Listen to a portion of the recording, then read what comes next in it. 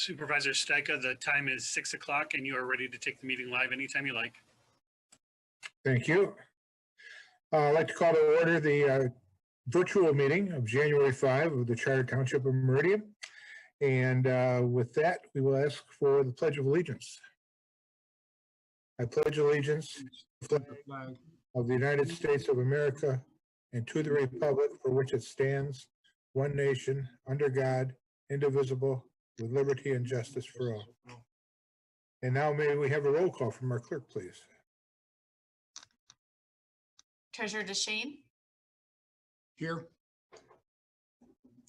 Trustee Jackson. Here. Trustee Opsimer.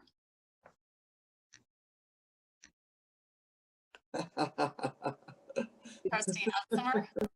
Okay, we're going to skip him for a second. Get his attention. Trustee Sunland. Here. We see he's here. Trustee Wazinski. Here. Supervisor Stika. Here, I think Dan's screen is frozen, I think. And I'm here. Dan is on here, but I think his screen is frozen. Okay.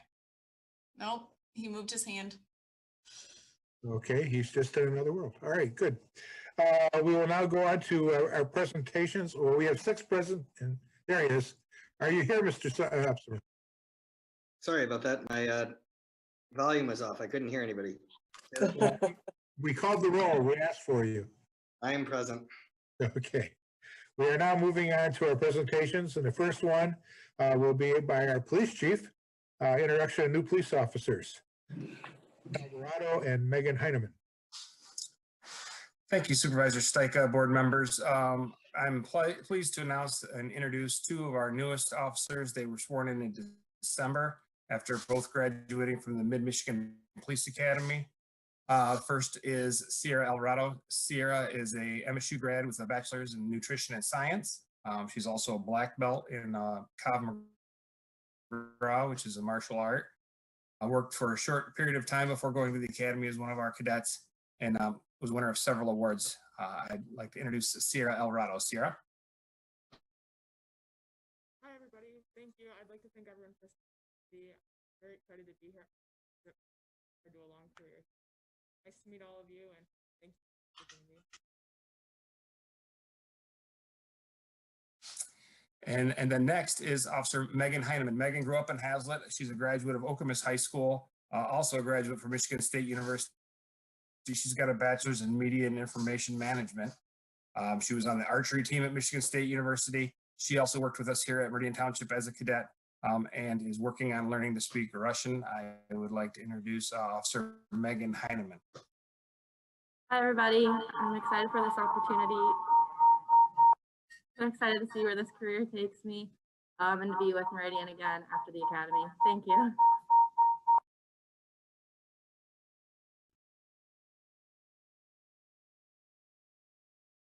Is that it, Chief Blackett, or you got more? That's everybody at this point. I wish I had more. That brings our total number to 36 sworn officers at this time. We have the Cole sisters that'll be attending the academy starting Thursday. This is the first day of the academy. It's orientation. And then we've also conducted a couple of interviews today to try and get us to our 41 authorized strength. Thank you. Well, welcome to Officers Alvarado and Heinemann. We look forward to having you on our force and looking forward to many good years of service from you, and are excited about it. And very good. Thank you. Anyone else want to say anything to the officers? Oh, you see some clapping. All right. Normally we would clap and have you shake our hands, but we're not in that mode right now, unfortunately. Anything else you want to add, either one of you, or you're all done? All done. Okay. All righty then. Anything else, Chief? He's all done. But thank you very much for yourself and the board and Manager Walsh for all the support you guys provide to the police department. We really feel it and appreciate it. Thank you. We have another presentation, and this one is from Scott Hendrickson, who is the Planning Commission Chairperson, and he's going to talk about the Form-Based Code Initiative. Scott? Good evening, Supervisor Stika and members of the board. Thank you for having me to present to you on this topic. If you'll indulge me, I'm going to share my screen, and I've got a brief PowerPoint presentation to go through as I talk as well. So let me go ahead and pull that up. Can everyone see my screen? I see some nodding heads, so okay. I'm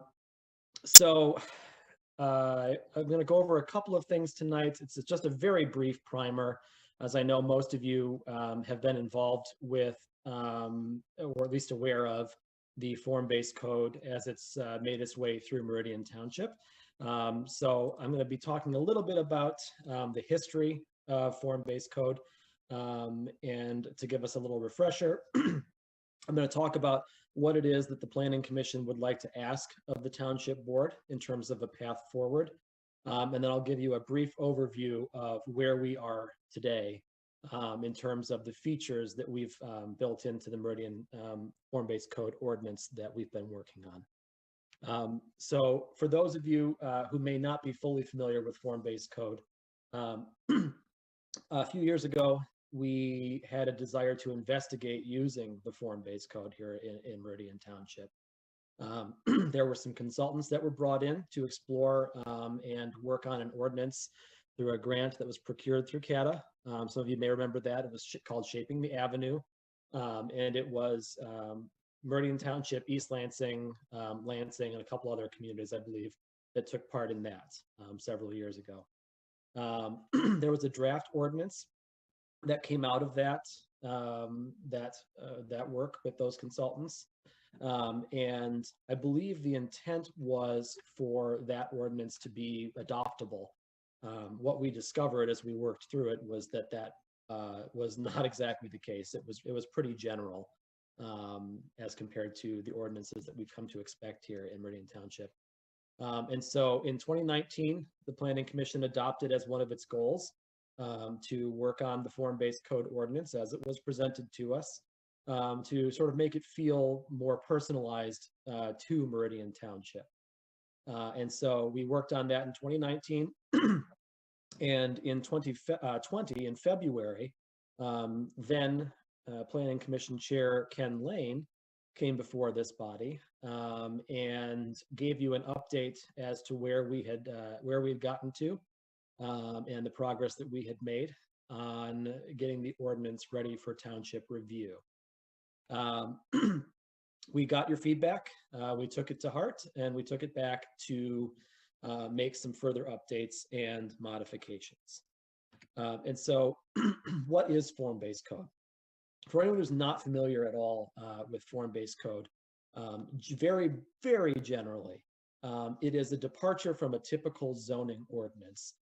Typical zoning ordinances, which generally rely on demanding specific uses in a given area, and form-based code instead focuses on the form, the look and feel, the design, and generally says that so long as you conform to the look and feel of the ordinance, what's being required, that you can use whatever use you want. That is form-based code in its definition, right, in its purest form.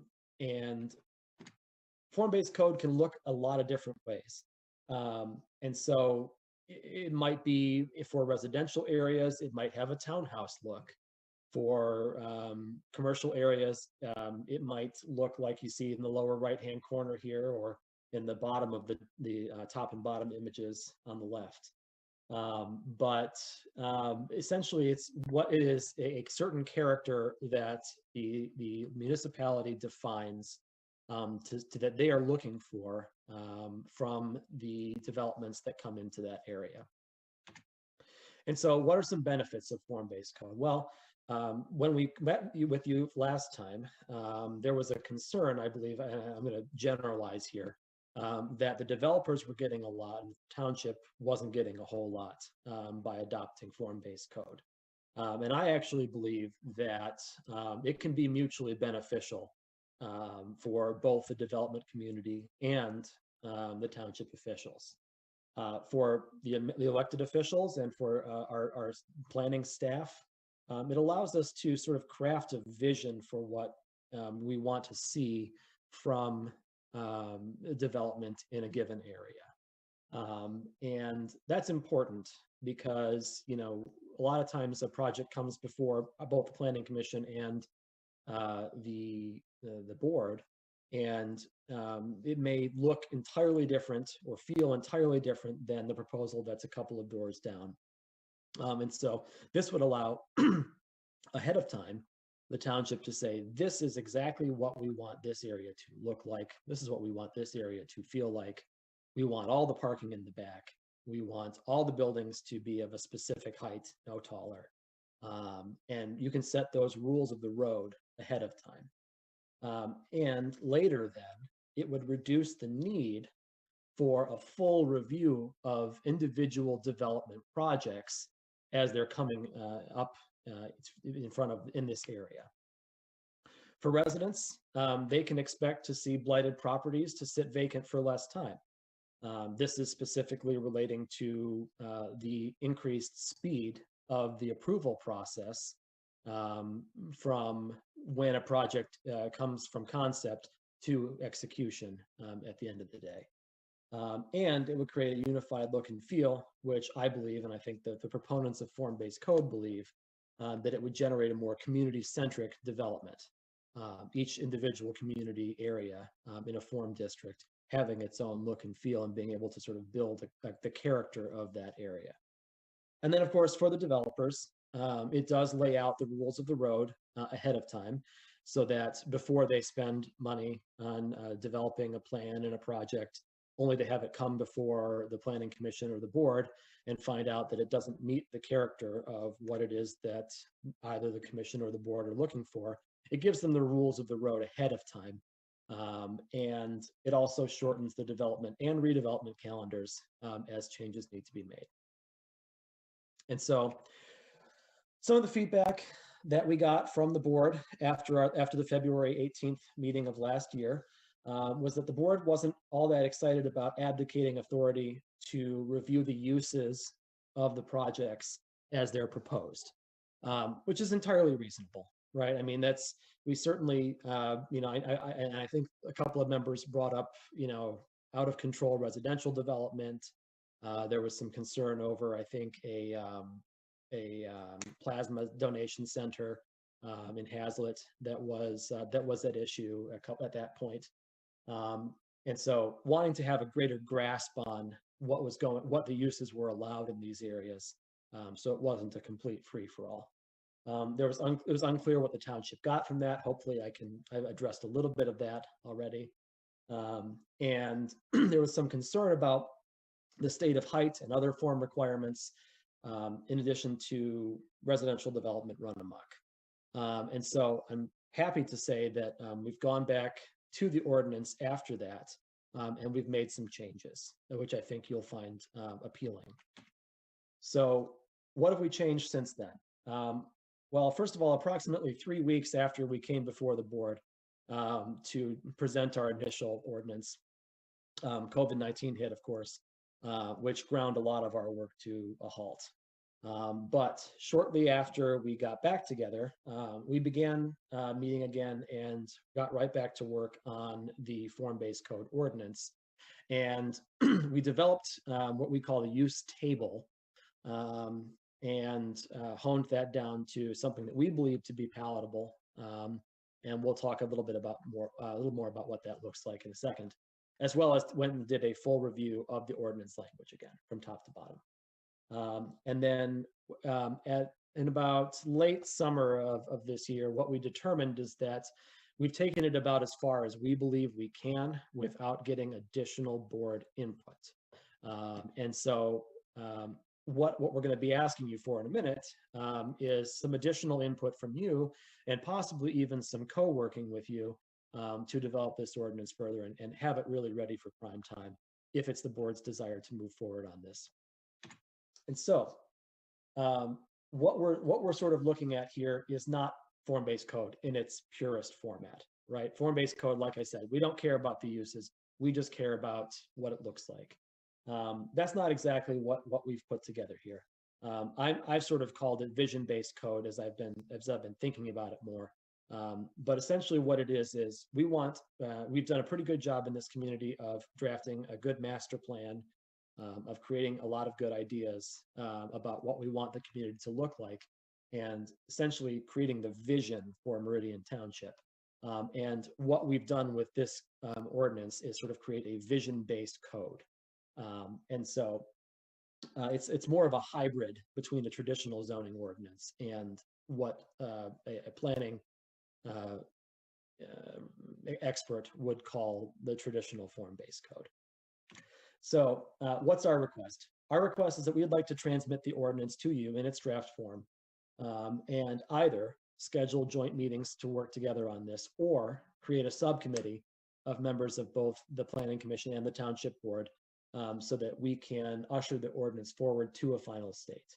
And also, this is sort of a lesser concern for the Planning Commission, but a greater concern for the department, who'd like to make this look and feel a little bit better, is we are hoping to get some additional outside assistance from a graphic design, someone who's got skills in graphic design, because I think some of the vision and form aspects of this code are going to require that. And so, all that being said, I'm going to talk just a little bit about the specifics of what we've included in here.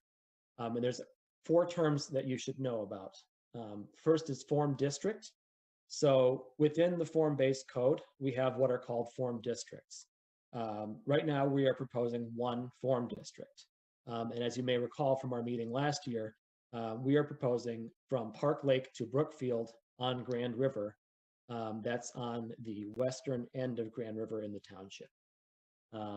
The regulating plan is the map of that area and essentially showing where the building form standards and use tables are to be used.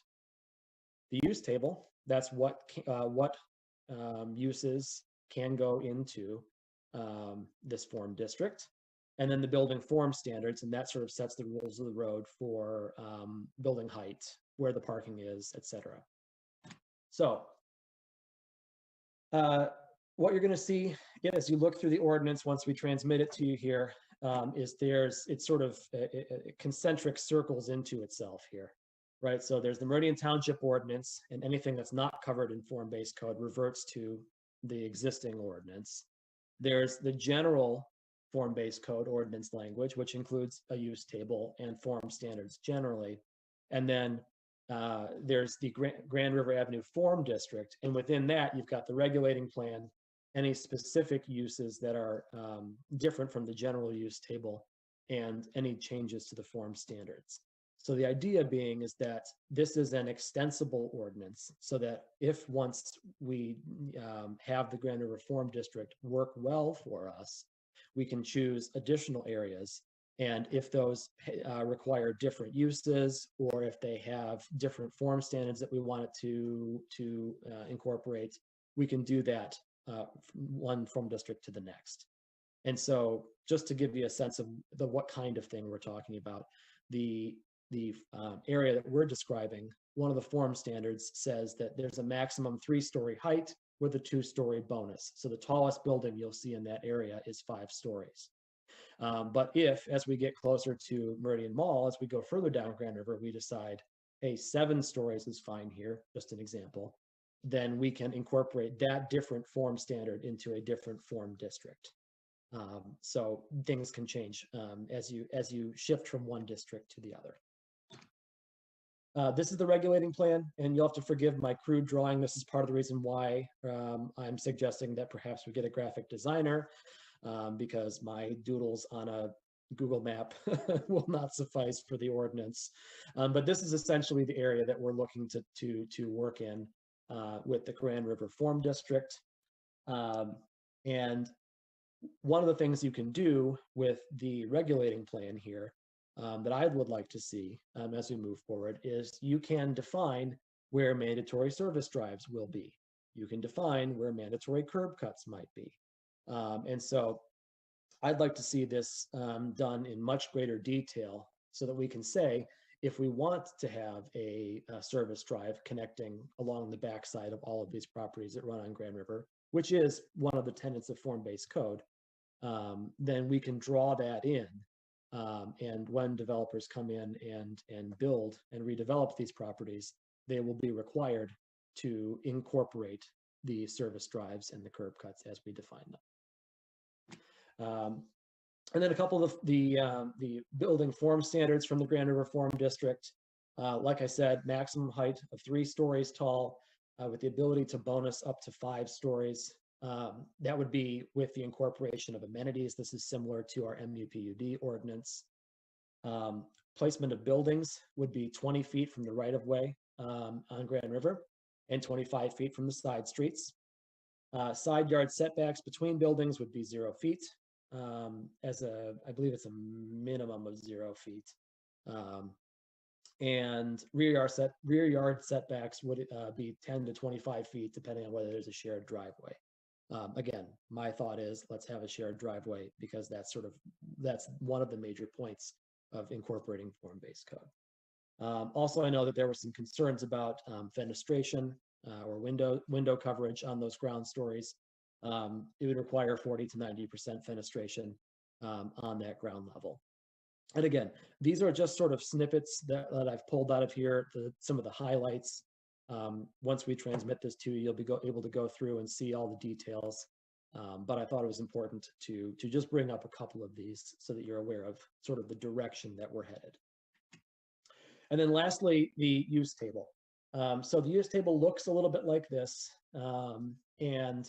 What I did not include in the uses definition area is that these all refer back to other locations in current Meridian ordinance that are existing and have other definitions there. But essentially, we would create 2 different categories of uses, those that would be allowable by right and those that would be allowable that are conditional. Now, one thing to note is that we do not allow in our current draft for residential uses. That was feedback, that was point well taken. We do not include that currently in the Grand River Form District.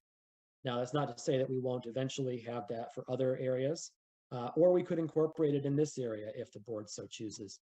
But right now, we've excluded that from the use table.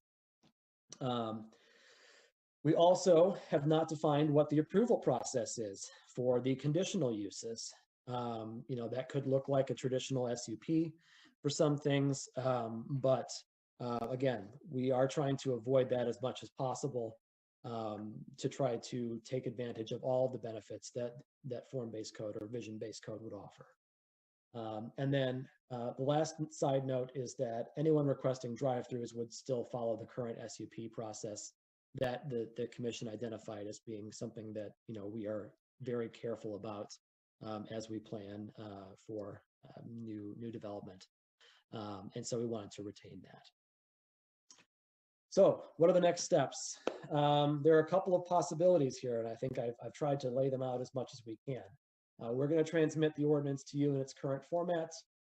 We'd like you to review it in its entirety, and then take one of the following actions. Either you can tell us this is not something we're interested in pursuing anymore, at which point that's okay. We can go ahead and table this. You can take it on your own and amend the draft to a final state. That would be fine too.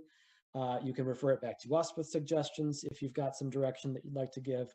But these last 2 are the 2 that I'm most interested in pursuing if I could make a recommendation, which is that we work together, the Planning Commission and the board, to update the ordinance to get it to where everyone's happy with the vision presented.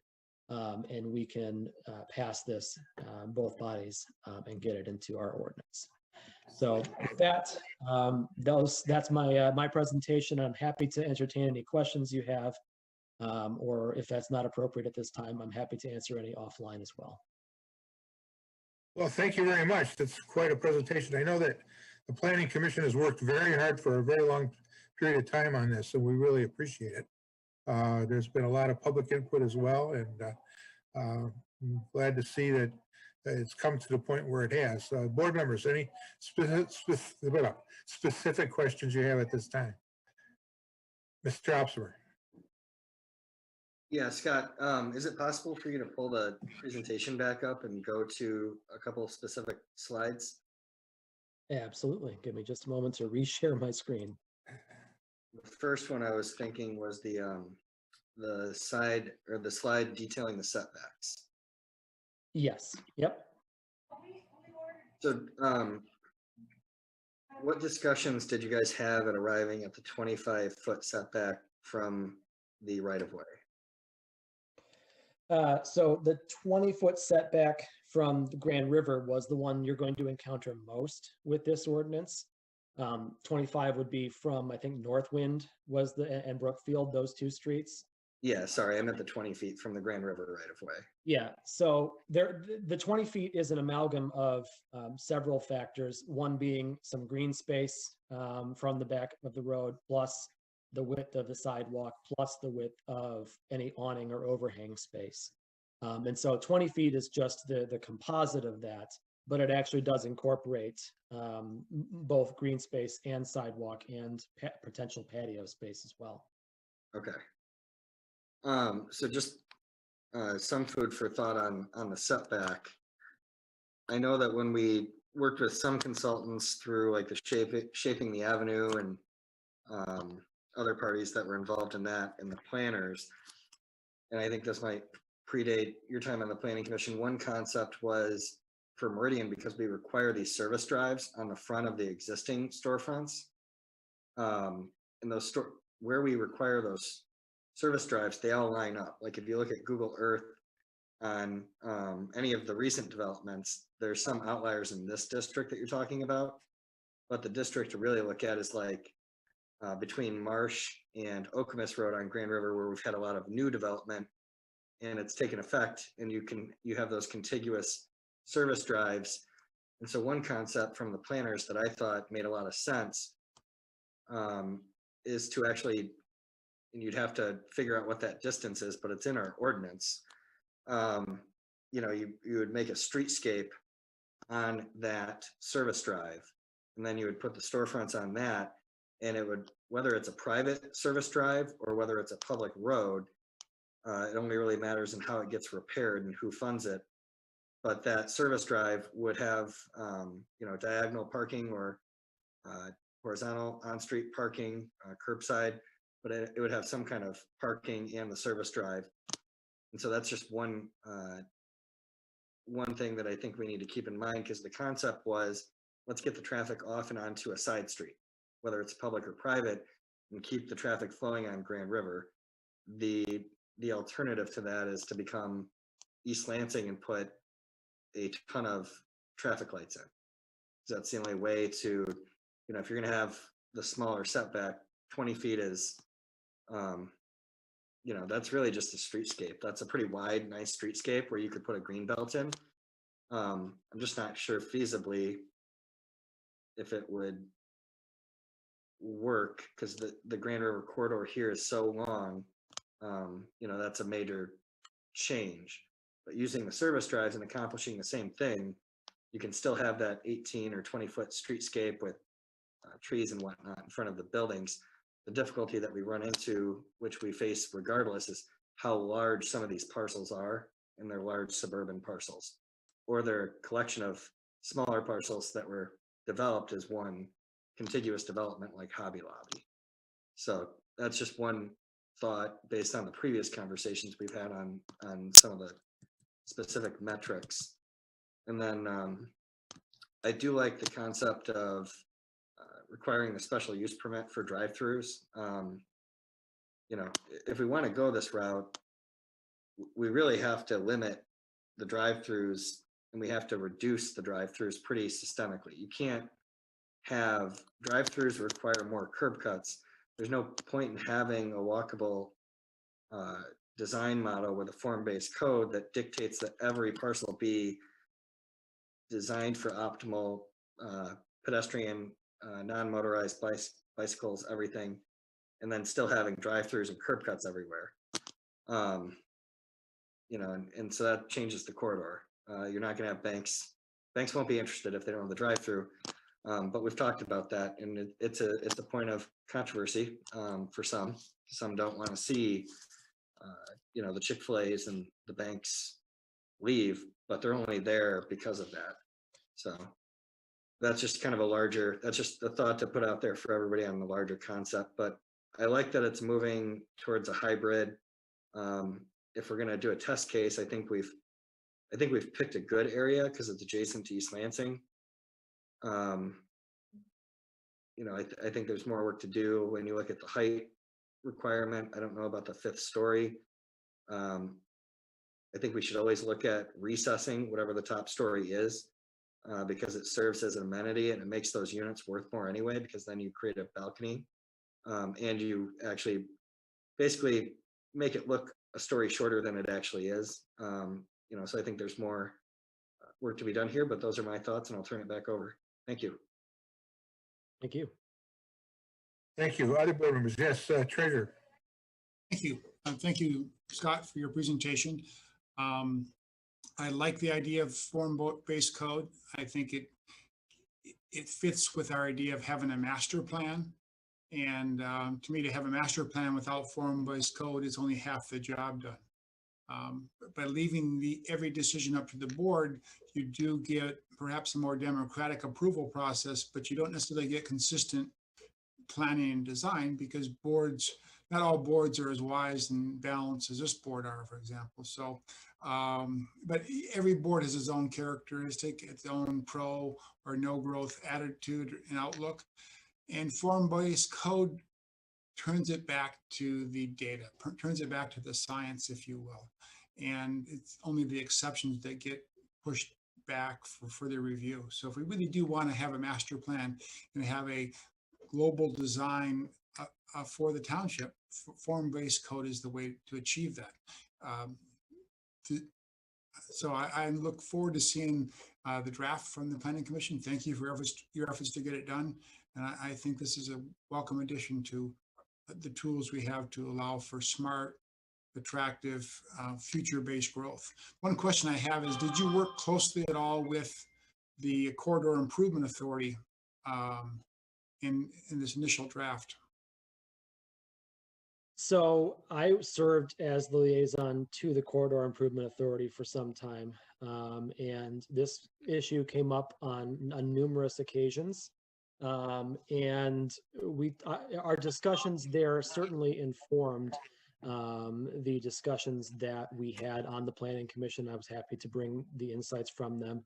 I believe that they wrote a letter at one point encouraging us to continue forward with the form-based code. That was one of the suggestions that at the time Economic Director Buck had suggested to them. They didn't get into the nitty-gritty of it, of the code as we were working through it. But as I was describing sort of the direction that we were moving with it, they were all very, seemingly very supportive of the direction we're headed. Thank you. Any other board members have any questions or concerns they want to express? Yes, I do. I can't see many people because I still have the shared screen in front of me. I'm sorry. I Yes, do Ms. as Jackson, well. go ahead. Thank you, Mr. Henderson, for your presentation. I think we've made some progress towards bringing form-based code to Meridian Township. I have a couple of questions. How much has your discussion been informed by the fact that Grand River Avenue specifically is very largely out of our hands in terms of things like curb cuts and the like?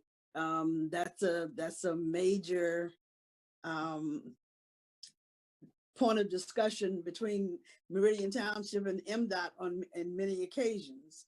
So I'm wondering if in fact that has informed your discussions and design proposals first. Yeah, so that was part of the reason why when we were discussing this, we initially focused on the service drive connections being in the rear that connected where the parking was, as opposed to what was proposed by Trustee Opsimer a moment ago, because we weren't entirely certain that we could interact with Grand River in the way that we would have hoped to. And so, yes, that absolutely informed the discussion. Whether or not we could create that sort of front side service drive as a possibility. But we did not have any interactions directly with MDOT about our ability to specifically manipulate that, partially because we focused on having those service drives behind. But again, the service drives were only sort of proposed as a notion. Nothing was added to a regulating plan yet. And that would be one of the steps we would need to progress with if we were going to put together a more full-fledged ordinance. Okay. My second question is, once you prepare to send your proposal or your draft thus far to the board, would you include the summary that is this presentation? Happily. Thank you. Anyone else? Trustee Osmer? Yeah, just one other thought that might be worth looking at to put the policy into practice, so to speak, and test it. You know, one concept could be to take the Paul Revere Tavern, take the ordinance, and have staff show us what an O'Reilly Auto Parts store would look like there, as an example. You know, the ordinance itself doesn't preclude an auto parts dealer from going in. They obviously own the site. The AutoZone just built a new facility a few years back by use by right. You know, how is it going to constrain them from putting parking all around their property and actually get us to a place where you have storefronts adjoining walls and shared parking in the rear? So just an idea to look at, you know, the actual practice and see, does it actually produce, you know, it's like a formula. The policy itself and the form-based code as an ordinance or a component of the ordinance is really a formula. Is the output what we desire? And look at a test output. That's just another idea. Okay. I know O'Reilly Auto Parts has presented stuff, so how would it change what they've presented? How would it force change? Thank you. Okay. Thank you.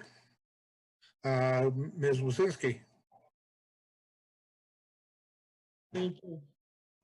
Thank you, Mr. Hendrickson. I also like this vision and or hybrid form-based code that you've presented. I'll say that I'm still, you know, getting up to speed on how this may, I can certainly see the benefits. It's still working to identify what might be potential negatives, so working on that. I do think, and I think Treasurer touched on this, but I think it will and could prevent like that fragmentation of the board in seeing that vision, that overall vision of the master plan, you know, because when we get projects that come to us, they're very project specific. And so it is easy to lose vision and hard to stay focused on that. So I feel like this could certainly add to that. One quick question from me is, can or will the Planning Commission consider incorporating like green infrastructure into this type of a code? So if we were to think about some of the green infrastructure components that, you know, could be beneficial to the township, would that be something that the Planning Commission would be open to at least hearing from either the Environmental Commission and or board members? Well, from my perspective, we certainly welcome any input from any source on ways to improve what we've got here. How it would fit in there, I don't know, but without knowing the specifics of what it is exactly that you're talking about. But I can tell you that we have included a couple of environmentally friendly items in the amenities for the height bonus, similar to what you see with the MUPUD ordinance. If it could be an extension of that, I don't see why there wouldn't be any reason we couldn't add that if that was the will of the board. Excellent. Thank you. Okay. Other board members? Back to the CIA for a moment. That's the Corridor Improvement Authority. I sit on that, and Mr. Hendrickson mentioned that there was some interaction, but not a lot. I think that it might be wise to go back now that you have something more concrete and closer to a finished product, to go back to the Corridor Improvement Authority again, Mr. Hendrickson, and try to give it to them in advance of a meeting, so they have some time to look at it and maybe get some more input. They have some good ideas, and I think they're all very consistent with what you've laid out so far. Very consistent. I also think that based on what I've seen in and around the state, that the inner drive, so to speak, that Mr. Opsimer was alluding to is something that the state transportation department would not be adverse to. They'd probably like that. But in any event, okay. Anything else? If not, we very much appreciate you being here and giving us that report, and appreciate all the very, very hard work that the Planning Commission has put in so far. And what's your next step that you recommend to us, Mr. Hendrickson? Well, we're going to transmit the ordinance to you. That's our first next step. And then what I would suggest is, if the board wishes it, that we would organize a subcommittee with members of the board and members of the Planning Commission to work together to get this a little closer to the shared vision that would benefit everyone. Alternatively, if you'd like to take it and make changes and prepare it yourself, you're more than welcome to do so as well. I think the Planning Commission is there for a reason, and using their expertise is a smart thing to do. So, all right, why don't you, you said you're going to be transmitting it to us. At that point, after we've had a chance to review it, we'll put it on another of our agendas and figure out, as far as the subcommittee, how we're going to go. Thank you very much, Supervisor and members of the board. Anything else from anybody before we thank him again? Nope. All right. Thank you, sir. All right. I'll come to the Ready Ride update. And I know we have Mr. Vagnozzi, who's chair of the Transportation Commission here. Mr. Vagnozzi? I am here. I will, well. We hear you. Go ahead. Yeah, I'm just waiting I still waiting for my face to show up. Oh, it's on our screens. Oh, okay. I'm seeing yours. I see you very clearly. I don't know about others. All right. Well, I'm gonna grab something to share.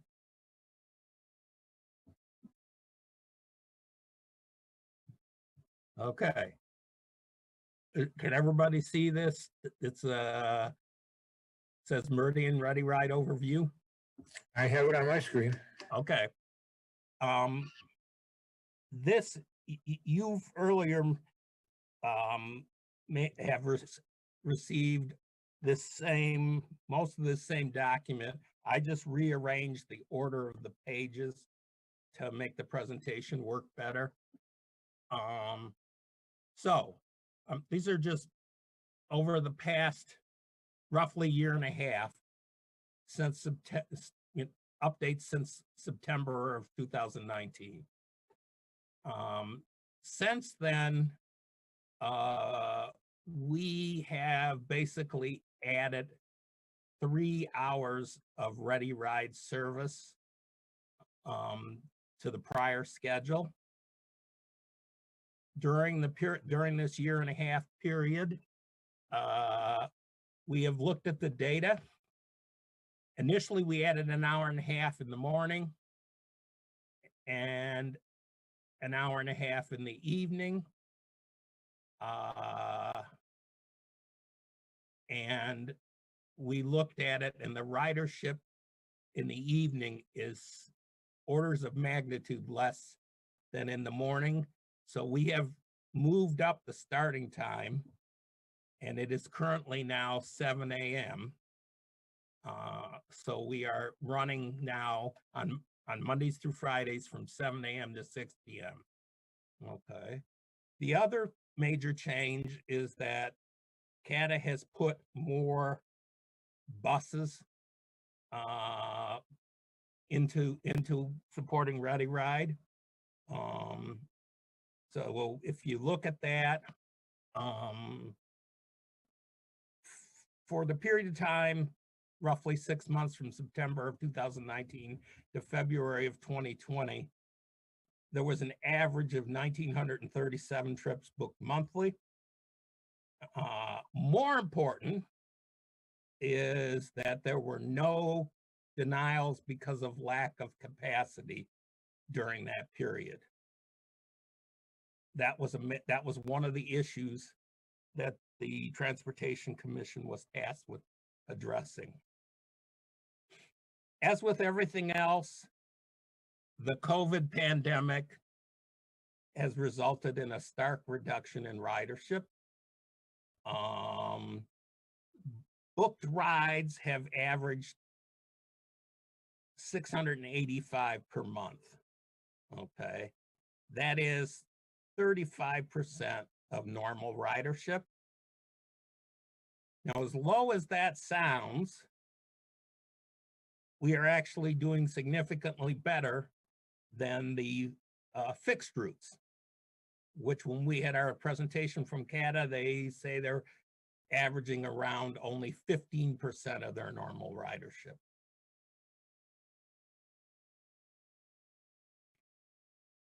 CATA reports that they have not logged one complaint since we increased the service hours and the capacity.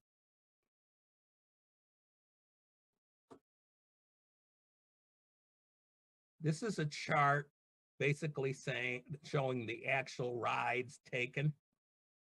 Okay, and you can see, and this goes further back. This is all the way back to August of 2017. I just highlighted our peak month, which was January of 2020, where we had 1,920 actual rides taken.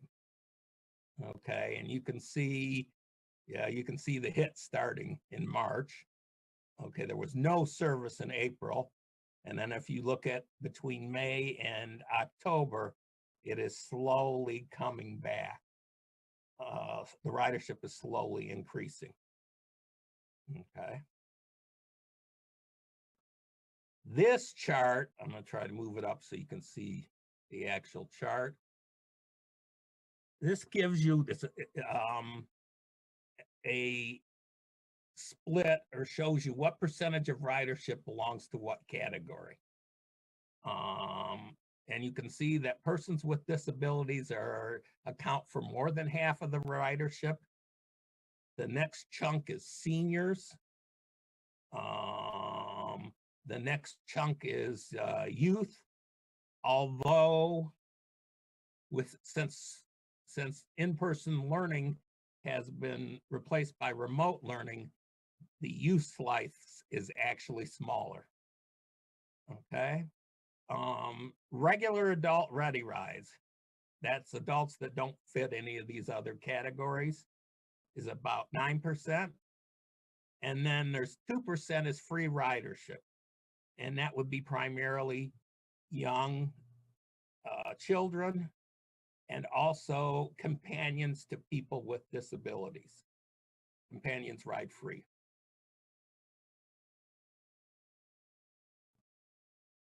Okay. This next chart is showing the ridership in the periods of time that prior to the changes, we were having a lot of denials and issues of people not being able to get a slot. You can see that was the period from, sorry, CATA operates in military time, 2 p.m. to 4 p.m. Okay, which was the periods that the schools let out. And we did have some, but this is a whole period of time. Okay, so you'll see here a daily average of 14 students were picked up and or dropped off at school on the Meridian Ready Ride during this time period. Okay, and if you look here, the start this school year, 2020 to 2021, it's only been 2 students per day. Okay. This is an analysis of the ridership during the hours we had it.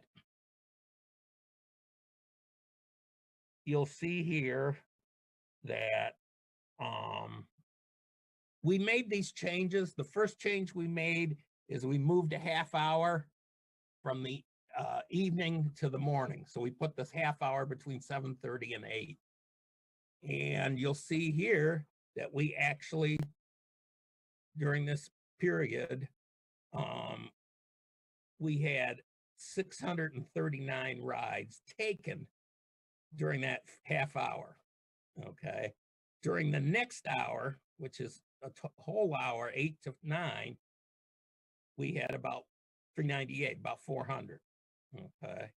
Now remembering this 7:30 to 8 service wasn't there for the whole period. And still it has more ridership. All right. In the afternoons, from 5 to 6, we had 146 rides taken.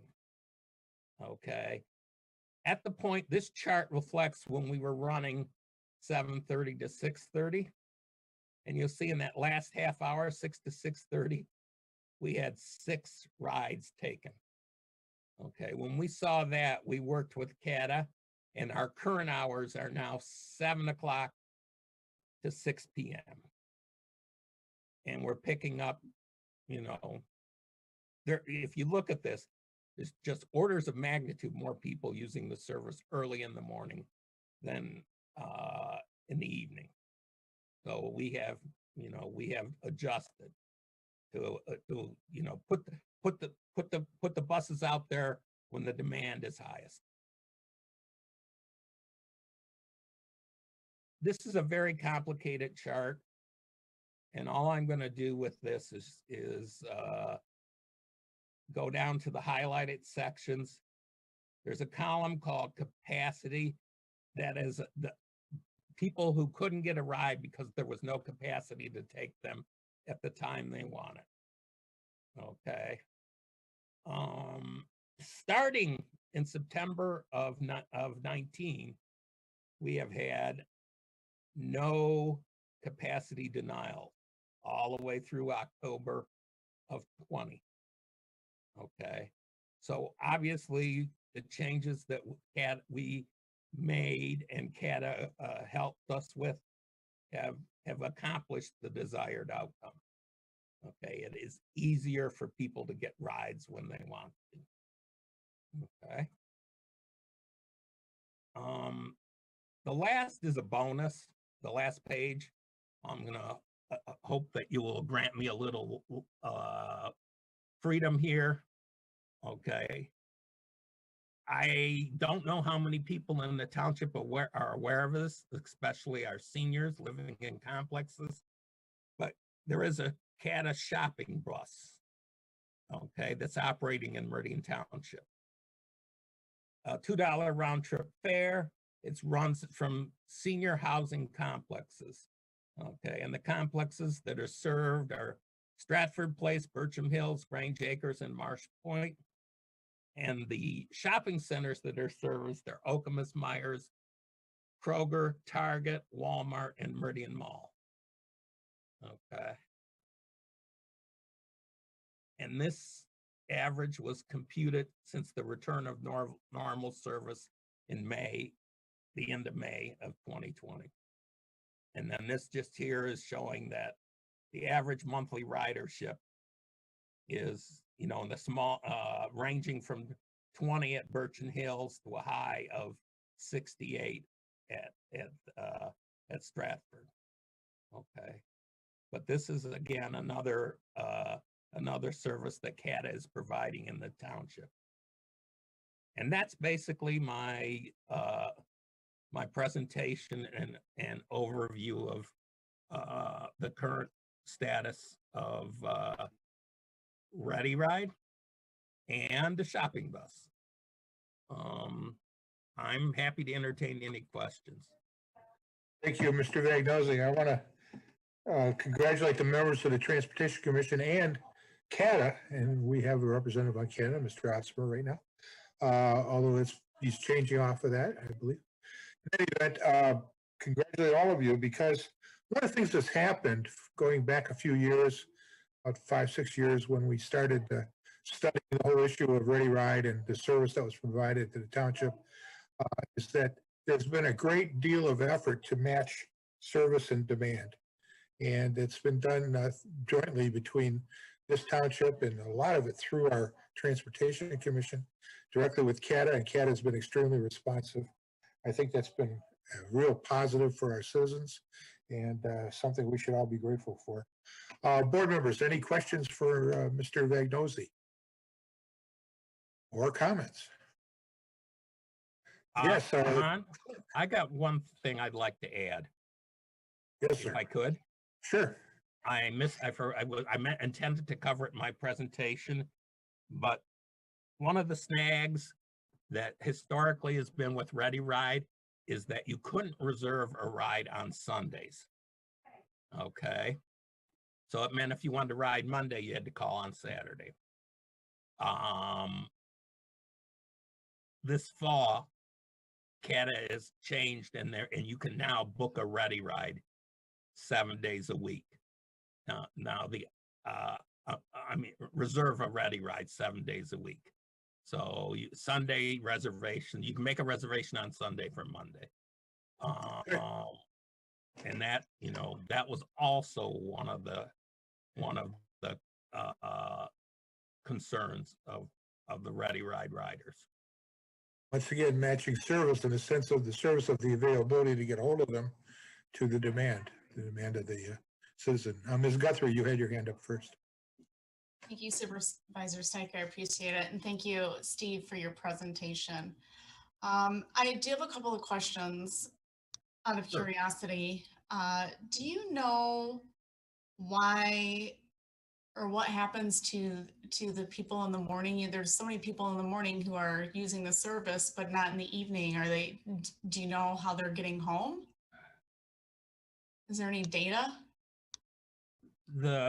There's no hard data. Okay, but the demand was not there. Just off the top of my head, a couple of assumptions. One, they could be, if they start at 7, they might be coming home earlier than 5. The other is they may already have a different way home. It's just in the morning. They need the transportation. Okay. And then my other question is the $2 service round trip fee for grocery shopping. Has there been any discussion about that expanding to other seniors in the community? I mean, obviously we have a large senior community outside of the areas that are receiving that service. I guess that's something we have to be, one of the things we have to be cognizant of. CATA is running that with a normal line haul bus. Okay, and there are roads in the township where a bus of that size cannot navigate. The other, Ready Ride is open to everybody in the township. I think the reason for the shopping bus is that there's such a large congregation of seniors at these complexes, and it's a way to, predictably serve them. And all they have to do if you're going to take it is just get out there and get on the bus. Now, the round trip fare for that in reality is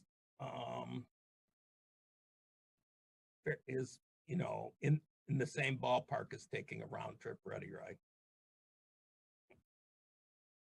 And then my last question is, are there reduced service fees for families in need in Meridian Township? Is there a way that we work with with them at all? We do work with them through Meridian Cares. Okay, and we have worked out an arrangement where CATA supplies passes to Meridian Cares, and Meridian Cares then, you know, for families in need, can provide them with passes for CATA. Thank you. I was looking for that information for somebody and I couldn't find it a few months ago, and I wasn't sure if that was something the township was still working on, so I appreciate knowing that. Yeah, you can check with Meridian Cares. Okay. Thank you. Other board members, anything from Mr. Vagnozzi? Or general comments about this report? Treasurer. You're muted, Phil. As a follow-up on the issue of fares, we did increase fares when we expanded services, a way to partially pay for it. And for seniors, the fare is $1.25. But seniors can also purchase a card of 10 rides for $6, which reduces that cost to 60 cents. And as Steve pointed out, CATA will provide as many free passes as we ask for based on our Meridian Cares determination of need. So that no one is being denied a Ready ride, or a CATA ride for that matter in Meridian Township that needs it. So CATA has not put a cap on either the discounted pass cards at 60 cents a ride or the free passes. They've determined that left it up to us in our determination of need. So there's no one being denied for lack of funds. Excellent points.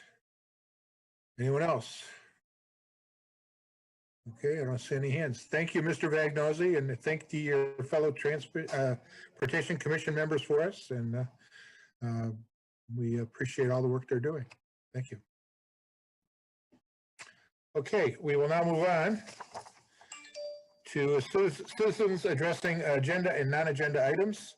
Mr. Geebies, are you on? And do we have any citizens in line?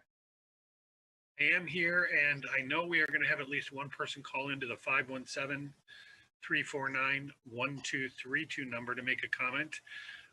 But anyone in the attendee area can of course raise their hand, and we will enable them to make comment there. I'll let you explain the rules for public comment as hands go up and calls come in. Thank you. And yes, if you do want to comment, you're limited to 3 minutes. You start out with your name and address. We ask you to be respectful, not to address individual board members, but the board as a whole, not to address other members of the public, but just the board. And hopefully, although you're free to go elsewhere, to stick to the items that we're concerned about today as much as possible. Do we have anybody yet, Mr. Geebies? We absolutely do. First on the list, I saw Mr. David Pearson, and he's been enabled to speak, and I see he's removed his mute. Mr. Pearson, could you start with your full name and address for the record, please? Yes, thank you. David Pearson, 1142 South Washington in Lansing. And I'm here tonight on behalf of DTN and the owners of the property that you have in front of you for rezoning on your discussion agenda tonight. As a rezoning, as staff likes to point out, you're not supposed to focus on the site plan or the project, but conditional zoning can make that different. It can give the board much more control than simple rezoning from RA to RD.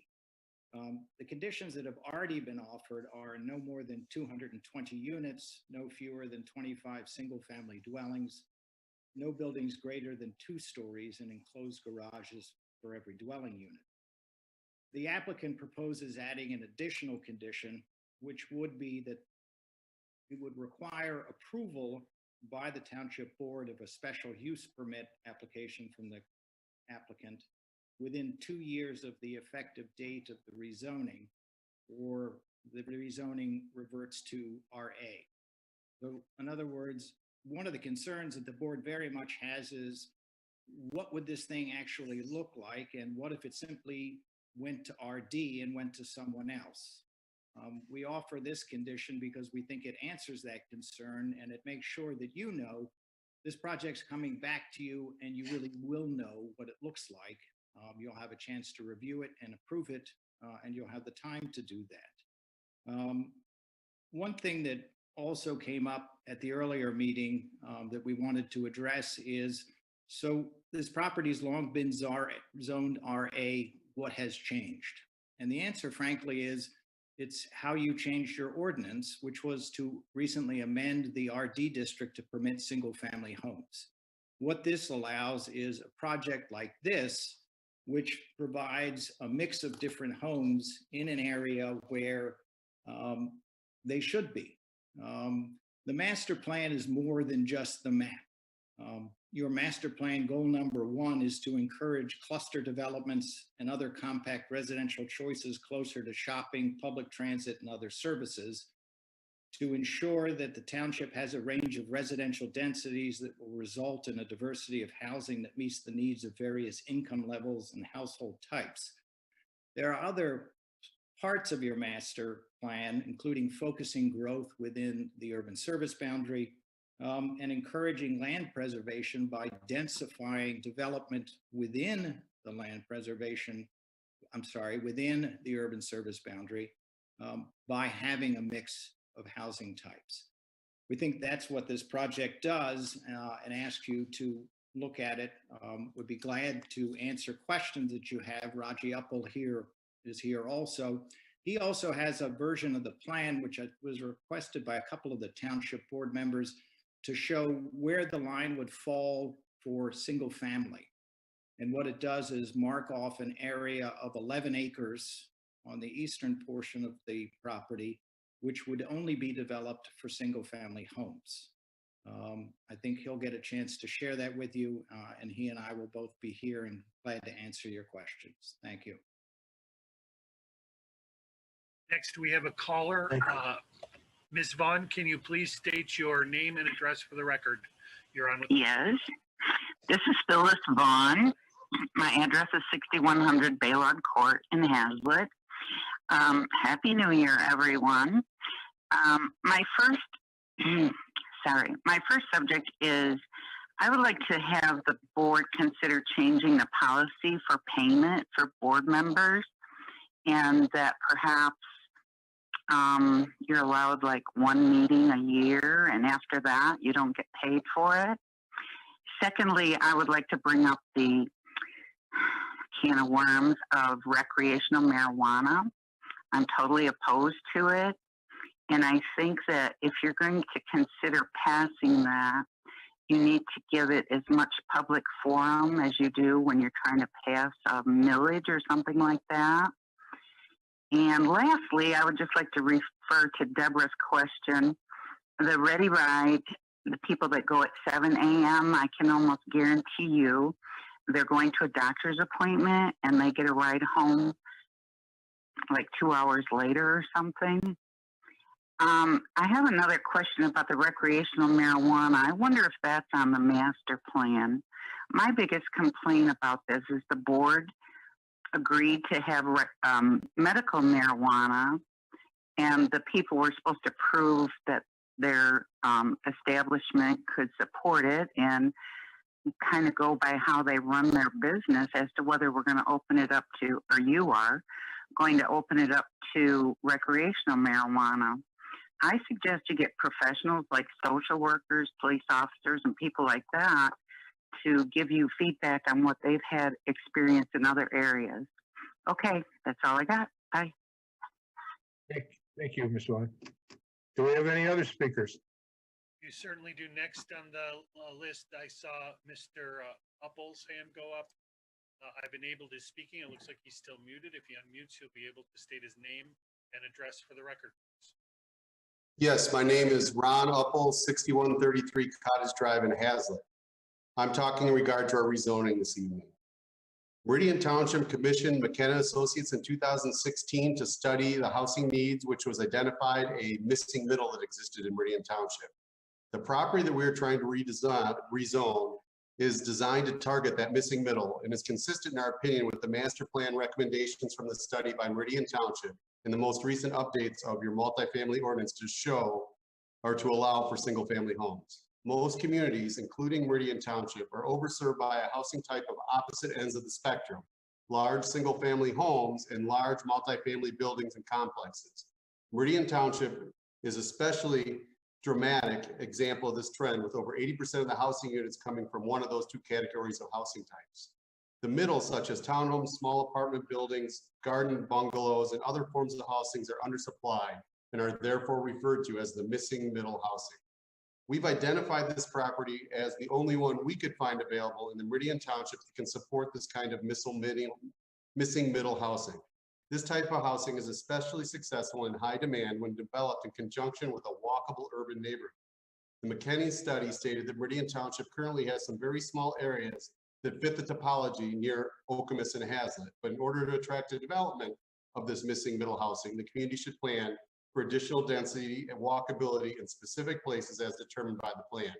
This is exactly what we believe Meridian Township encouraged when you recently updated your multifamily zoning code to allow single-family homes, and that is what we're proposing to do. We have built 2 communities in the greater Lansing area, Aspen Lakes and Holt, and the Quarry in DeWitt, that have targeted this missing middle. Both have been tremendously successful in satisfying this pent-up demand in communities in which we built them. We want to bring similar neighborhoods to Meridian Township to help support Okemos schools. We anticipate this housing project style, based on our experience of Quarry and Aspen Lakes, will attract more than 100 K-1 through K-12 students to the Okemos schools. We are trying to build a community that is walkable and surrounded by retail and affiliated with the Okemos School District.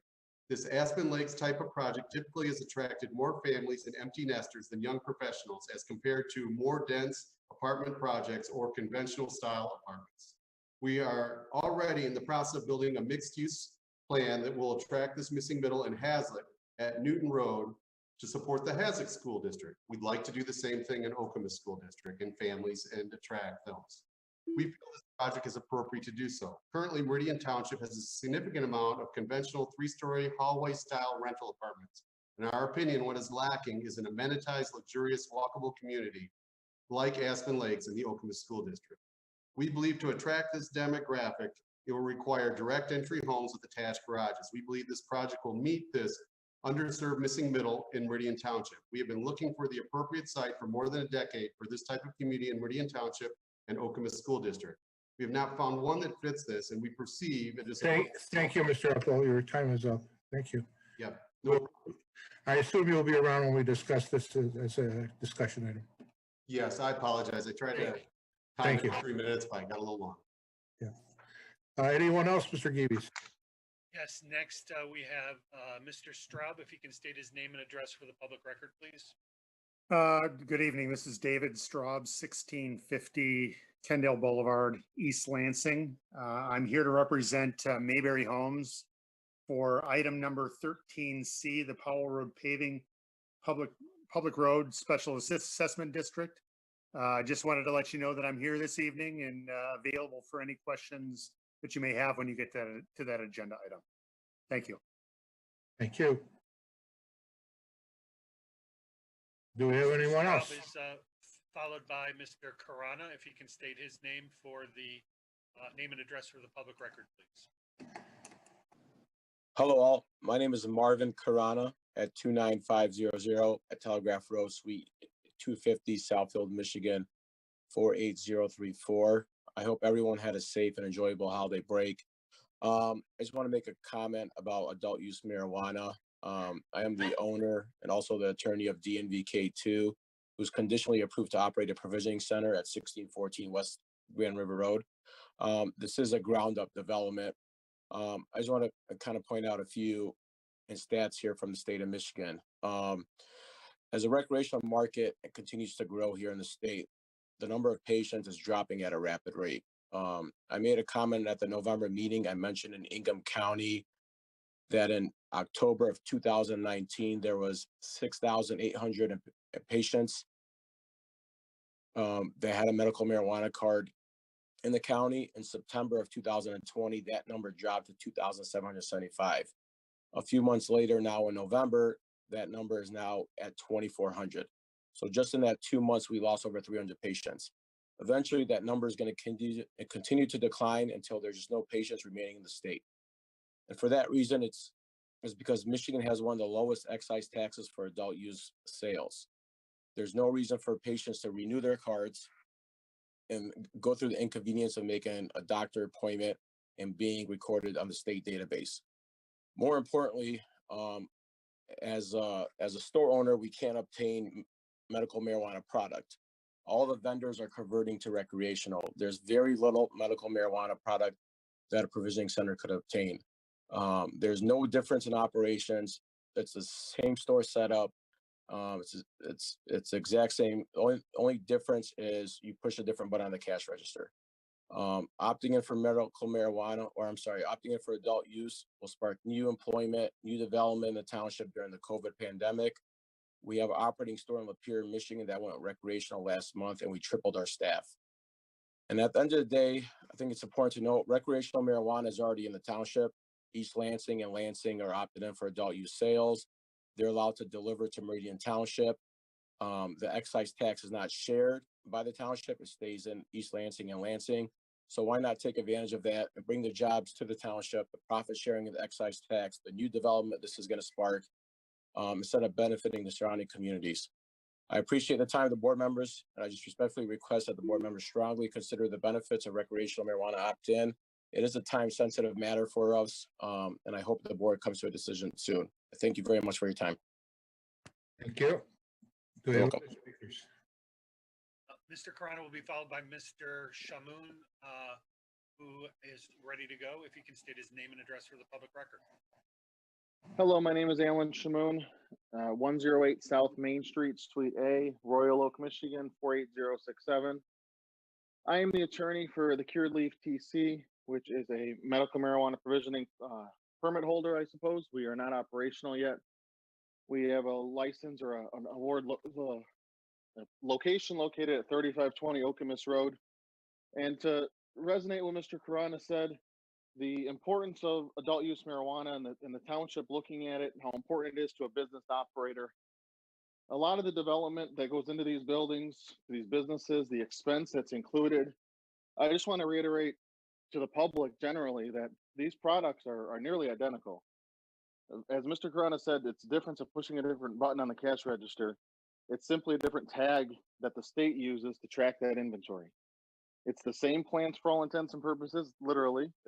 You can even transfer medical product to adult use if you have the available licenses in accordance with the state rules. So from a safety perspective, from a public perception perspective, they are the exact same product. The only difference to the general public is the fact that you don't have to have a marijuana card. You pay a slightly more of a higher tax percentage, but that tax revenue is shared throughout the state, through the county, through the township. So all it does to the township, it increases the tax revenue that they raise. From a safety standpoint, there's virtually no difference in the security that's required for the facilities. But from an employment perspective, it actually, generally requires more employees because you're a busier store if you're recreational. As Mr. Carano highlighted, the number of card holders in the area is reducing pretty rapidly, whereas for a recreational customer, all you have to be is 21 or older, which is, heavy majority of the public. It avoids any children from being, attractive or coming into the facility, and all the facilities have procedures to prevent that from taking place. So I just want to stress to the township how important it is to all these business owners who have applied and spent the money and time, getting their businesses ready to operate in your township. This is a lifeline to them, and they're looking for that lifeline to be thrown. So thank you for your time tonight. Hope everyone had a good holiday, and I look forward to doing business in your town. Thank you. Thank you. Do we have? 1 second, please? We have a call coming in.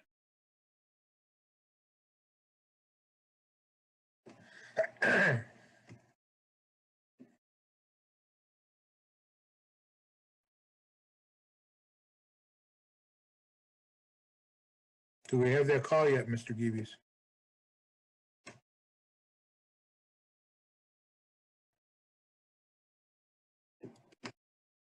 This is Sir, if you can please state your name and address for the public record. My name is Benjamin Joe, and my office is located at 334 East Washington in Ann Arbor, Michigan. I represent Heswick Gallery, one of the conditionally approved medical marijuana provisioning centers in the township. And I'd just like to adopt the statements that have been brought up by those other conditionally approved applicants, and just add to them that it is about public safety, health and welfare to allow these places to be recreational. Again, at the last public comment, I mentioned how recreational adult use retail sales take these transactions out of people's basements, take these transactions out of people's garages, and they shed light on them. They shed sunlight on these activities. They allow our law enforcement, our first responders, any of those people to know where these places are, and it brings safety and security to patients and clients that visit these stores. I will keep it short based on that, but they also add jobs, would be my second point, and add to economic relief, which we will need in all of our municipalities and in the state of Michigan as we come out of our pandemic and our lockdown. As you heard from one of the earlier commentators, they were able to triple their staff after going adult use. I would love to see those same types of things happen at multiple establishments in the township, and I believe this is a way to do that. So again, by allowing these places, these establishments to participate in the adult use retail sales, you're going to create more security in your community, you're going to further protect your citizens, and you're going to create additional opportunities for employment.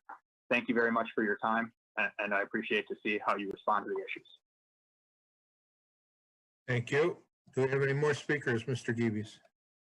There are at this time no more callers and no more people with raised hands. I'm going to turn the meeting back over to you, sir. Okay. We'll now move on to the Township Manager's report. Thank you, Supervisor Stajka, members of the board. I'll be brief. Our enhanced deer call program will continue.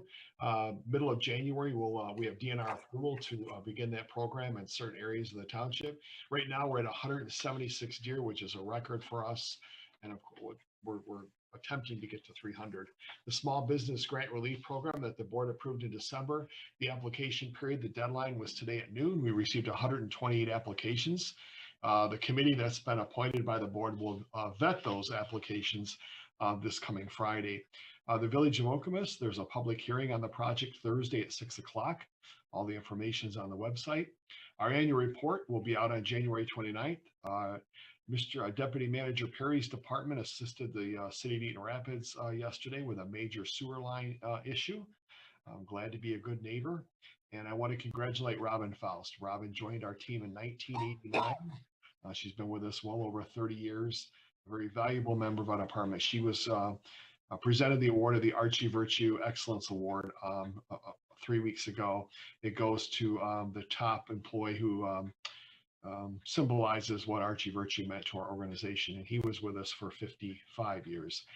Finally, I like to end every report with some appreciation, and tonight I want to appreciate and acknowledge our clerk, Deborah Guthrie. You know, Deborah was with our organization for 20 years, left for a year and sought office as a clerk, and was very successful in that. You know, there's a lot of ways you can walk into an organization. Many different attitudes, different ways you can approach, and she's approached it and rejoining our team, and it has been seamless. It's been very positive for all of us, and I know I speak for the entire team in thanking Deborah for how she's approached her new position and new role with the township. Thank you very much. That's it, Mr. Supervisor, unless there's any questions. Any questions for the manager? No, I don't see any hands or heads shaking. All right, thank you, Mr. Walsh, very much. We now move on to board member reports of activities and announcements. Any reports from the board members? Wow, I guess the holidays wiped us out. Hopefully everyone had a great holiday. Okay. We will now move on then to the approval of the agenda. Mr. Opsimer. I move to amend the agenda to add item 13E to continue discussion on adult use and recreational marijuana. Support. Would have been Ms. Jackson. Any discussion, or should we just vote on it? All right. We need a vote, Ms. Guthrie, to add this onto the agenda? Supervisor Stajka? No. Clerk Guthrie votes yes. Treasurer DeShane?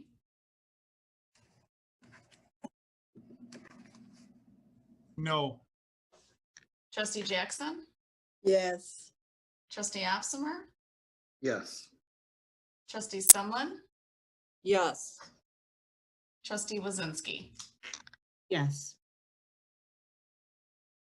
Motion passes 5 All to right. 2.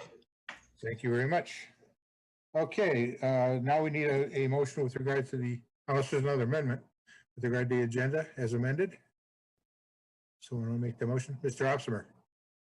Treasurer Deshane had his hand up first. Oh, I'm sorry, I didn't see that. Go ahead. I move to approval of the agenda as amended. Support. Okay. Support. Support of Mr. Opsimer. Okay, all those in favor? Well, I guess we'll do the roll call since we're on virtual.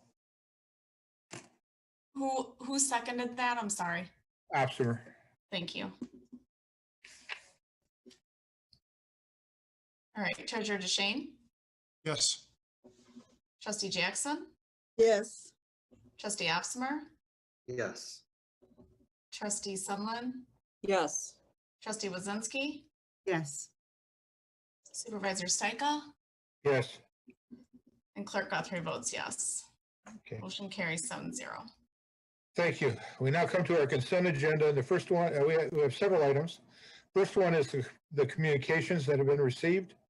Next, we have our minutes, and this is several different sets. We have the November 23 virtual special meeting, the December 8th virtual regular meeting, and the December 18th virtual special meeting. And then lastly, we have the bills that need to be paid. Is there a motion? Clerk, treasurer. Move the approval of the consent agenda as presented. Support. Ordered by Ms. Wazinski. Any need to pull anything off or like on the minutes or anything, or we're ready to go? Nice. Mr. Deshane. A comment about the minutes. I want to commend the new clerk for the minutes. They much better reflect a balanced approach to what has happened rather than the argumentative side that we saw in the past. They are a bit long, and I would hope you could cut them back. Be as cogent as possible with the minutes. We've had these discussions over the past 4 years. They're not meant to be a transcript of the meeting, but rather a high level overview of the meeting. Because these meetings are all recorded, anyone that wants to see a word by word back and forth has that ability to go online and see those, review the entire meeting. Yeah, I was hoping because she's new and I wanted to be gracious. I had a separate phone call with Ms. Guthrie before the meeting, and I take full responsibility because I had not discussed this with her before she had a chance to actually put together minutes. She is now very much aware that we want much shorter minutes. I thought she did do an excellent balanced job, but reduction is the next point of order. So, and she agreed. So she was excited about that, making it shorter. So is that right? Is that right, Guthrie? You have communications degree person raised by an attorney. So having that conversation with you earlier was very helpful. And I know Robin will be very appreciative to shorten the length of the minute. So I appreciate your feedback. I really do. And we will work on that. We will get there.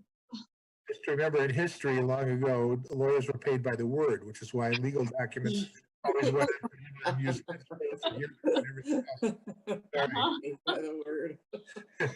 Okay. All right. Now we need a vote on adoption of the consent agenda. All right. Trustee Opsimer, Yes. trustee Sumlin, Yes. trustee Wazinski, Yes. supervisor Stika, Yes. clerk Guthrie votes yes, and treasurer Deshane, Yes. and trustee Jackson. Yes. All right, 7-0. Okay. Thank you very much. We don't have our attorney today. I assume there's no questions for the attorney. We don't have any hearings today. So we'll move right on to item category 12, which is our action items. And the first one is the Township Board liaisons to boards and commissions. I had a number of conversations with different members, looked at who was serving where, and have made a recommendation. And if you can either please do them individually, or you can adopt what I put forth.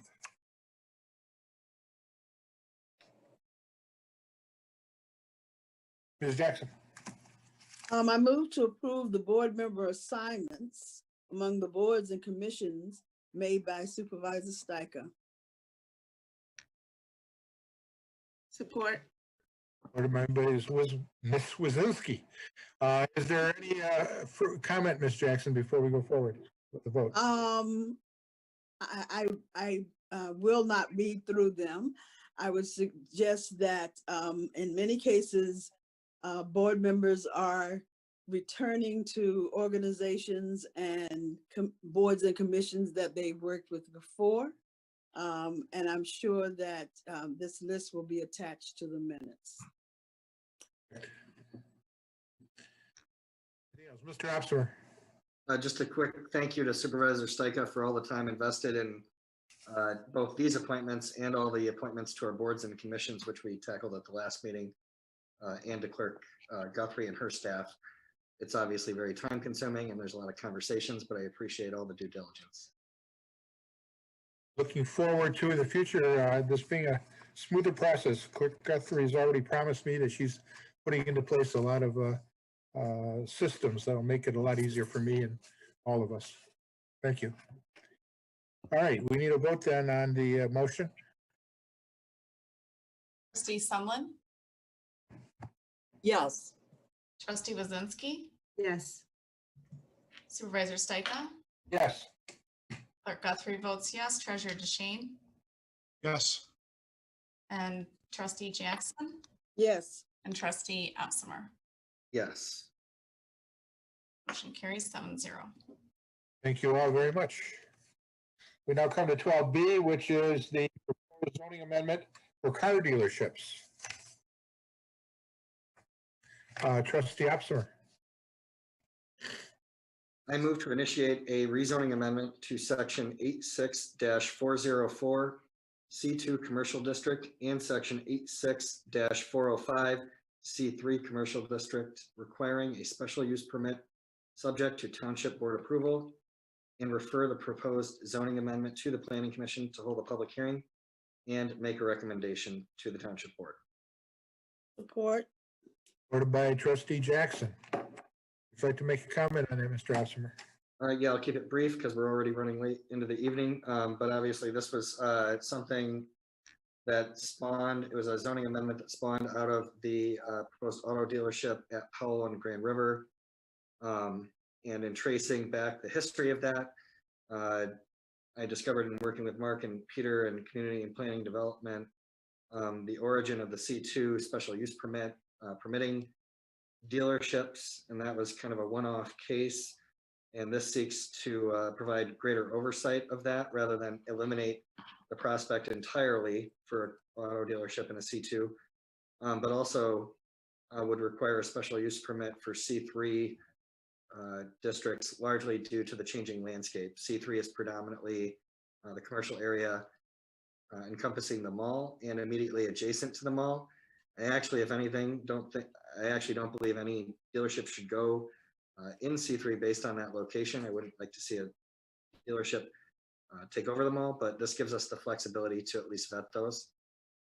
Obviously, back in the day, we wanted that intensive use in that intensive commercial area. Today, with the new master plan, it's a much different concept. So this gives us flexibility and much greater oversight into the future.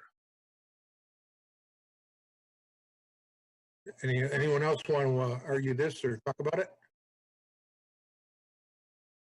Looks like it's a no-brainer. Okay, we need a vote. All right, trustee Wazinski, Yes. Supervisor Steiger, Yes. Clerk Guthrie votes yes, Treasurer DeShane, Yes. trustee Jackson, Yes. trustee Sumlin, Yes. and trustee Opsimer. Yes. Motion carries 7-0. Yes, 7-0. Thank you very much. Okay, our next and last action item for today is the appointment of a Supervisor Pro Tem. I'll give a little history of that before we do it. Back about 5 years ago, under the prior supervisor, during her last year, she was having some health issues and she was missing a number of meetings. So we had a number, an unusual number of meetings where we had to have a supervisor pro tem appointed. The actual legal process that's set forth for townships is at the meeting where the supervisor is not there. The clerk takes over long enough to go through the process of having someone be nominated and approved through vote to be the pro tem for that meeting. And we ended up where multiple people wanted to do it. This is 5 years ago. So we'd end up with some sticky meetings with some ill feelings, et cetera. So when I became supervisor the subsequent year, I thought, well, maybe we could short circuit this a little bit by naming somebody for, at least for a year at a time, ahead of time. So we didn't have to go through that process. And it seemed to work out well. Ms. Jackson was the first one. She did it actually for 2 years. Since the first year, she never even had a chance to chair a meeting. And the second year she did, but then we moved over to Mr. Opsimer, who's done it for the last 2 years. The idea originally that I proposed was rotating it among the trustees. It hasn't quite happened that way, but that's the background for where we're at. The position actually doesn't have any legal standing for townships, unlike say a city or someplace that has it in their charter. It's more of just a way of us streamlining how we appoint somebody when the supervisor is absent. So with that, is there a motion? Ms. Wazinski. Thanks, Sherma. Thank you. I move that the board appoint through December 31st, 2021, Trustee Opsimer to act as Supervisor Pro Tem at any meeting of the Township Board wherein the supervisor is absent. Is there support? Support. Supported by the clerk. Are there any other nominations? Seeing none, let's do a vote. Go ahead, Ms. Guthrie. Right. We're voting on appointing Mr. Opsimer for the position. Okay, thank you. Trustee Opsimer. Yes. Trustee Sumlin. Yes. Trustee Wazinski. Yes. Supervisor Stika. Yes. Clerk Guthrie votes yes. Treasurer DeShane. Yes. And Trustee Jackson. Yes. Motion carries 7-0. Thank you. We now move on to our discussion items. The first one is rezoning number 20050, which is DTN 2013 LLC. Rezone 31.63 acres east of Drive and north of Grand River Avenue from RA, single family medium density, to RD, multiple family maximum 8 units per acre. Who wants to start talking? Staff, you want to tell us about it, Mr. Kieselbach? Or Mr. Menzer, whichever is the appropriate one. Hey, everybody. This is Peter Menzer, Principal Planner, Department of Community Planning and Development. I just wanted to provide a brief introduction on this. The board discussed the topic on December 8th for the holiday. So the conclusion was to discuss it further at tonight's meeting. So in your packet, and if you're following along, it's on page 100 of the packet in the PDF, at least on the website. The only really new thing that we've added is the housing analysis study that was part of the 2017 master plan. And you'll see that that's in here. Really, that talks about this missing middle and indicates that there is a demand for that type of housing in the township. And the consultant that did the report, which was McKenna and Associates, recommended the township to look into accommodating those types of housing. So that's it. As you know from earlier public comment, the applicant is, several of them are here on the call as well to answer any questions you might have, and as well as Director Kieselbach and I. Thank you. Trustee Jackson. As I remember from the public comments, Mr. Pearson, I believe, suggested there was an additional condition that the applicants wanted to offer in this case. Mr. Menzer? Yeah, that was, I heard that for the first time as well. It sounded like they wanted to add a time component to the rezoning. I thought he said 2 years, So basically, and we can ask Mr. Pearson for more information on how they want to word it. But the ordinance and state law does allow for an applicant to offer conditions related to timing.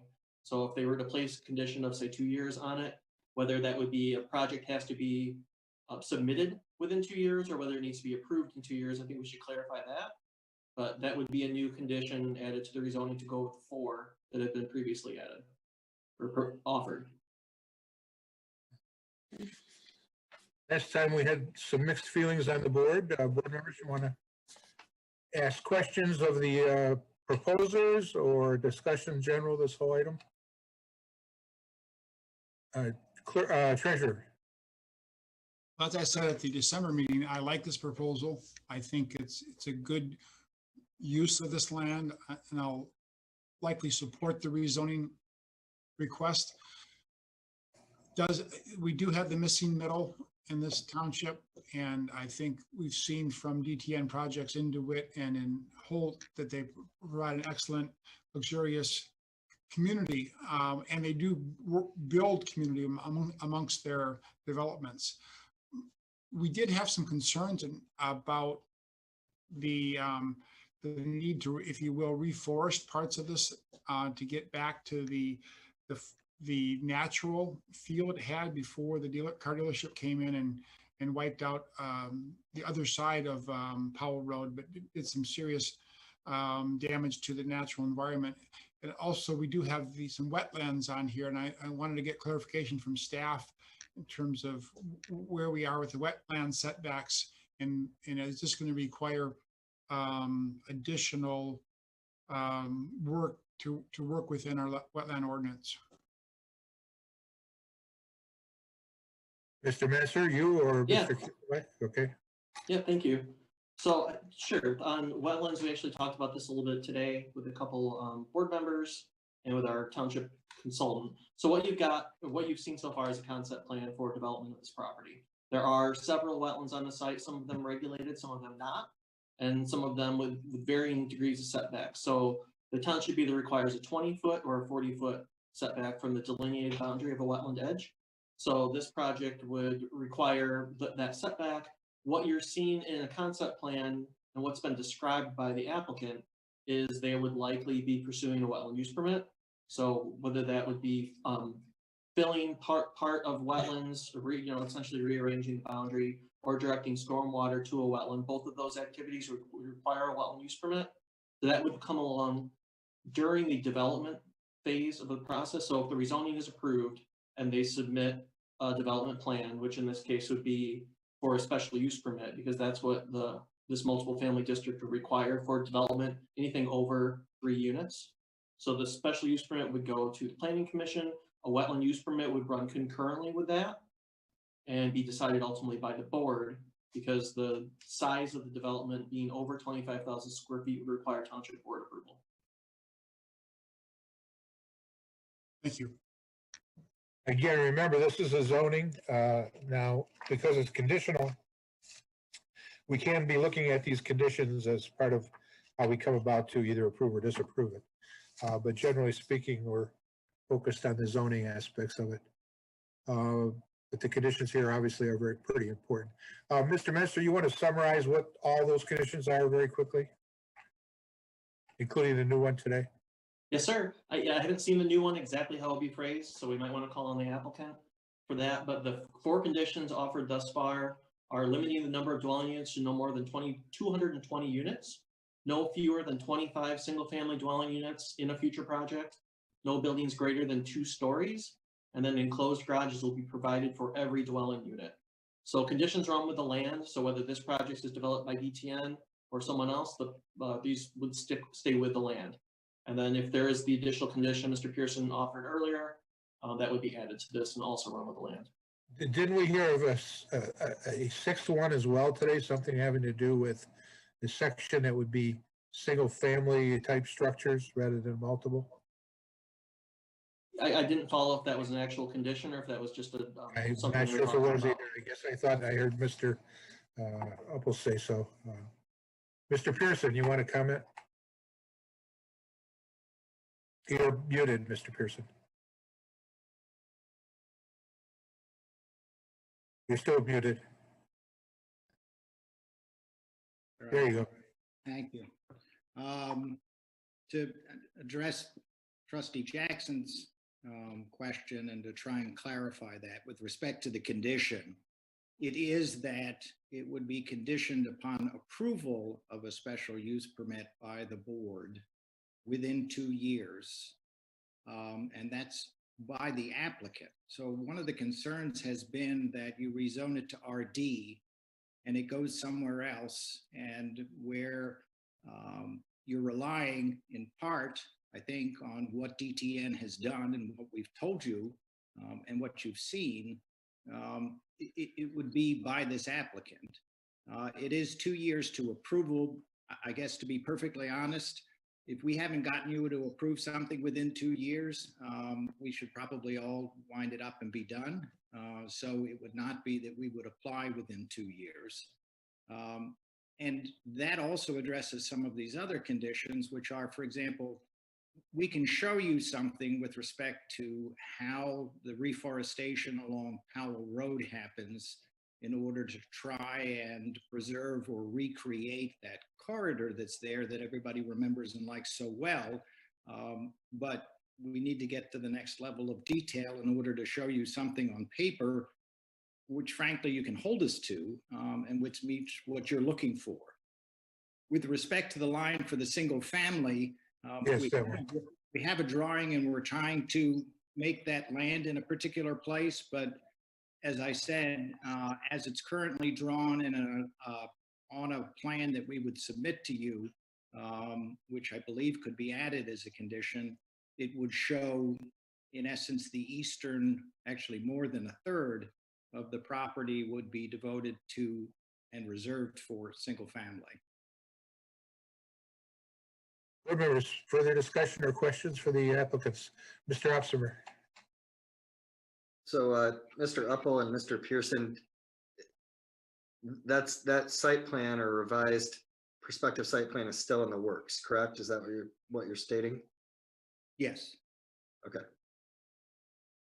So in regards to the reforestation and that, there's nothing new to share this evening. I don't know if Raji can share his screen. We did get a rendering to, in essence, show what a combination of evergreens in order to get immediate screening and deciduous, because there aren't really any native evergreens in this area. We want it to look deciduous, but we also don't want it to disappear every winter.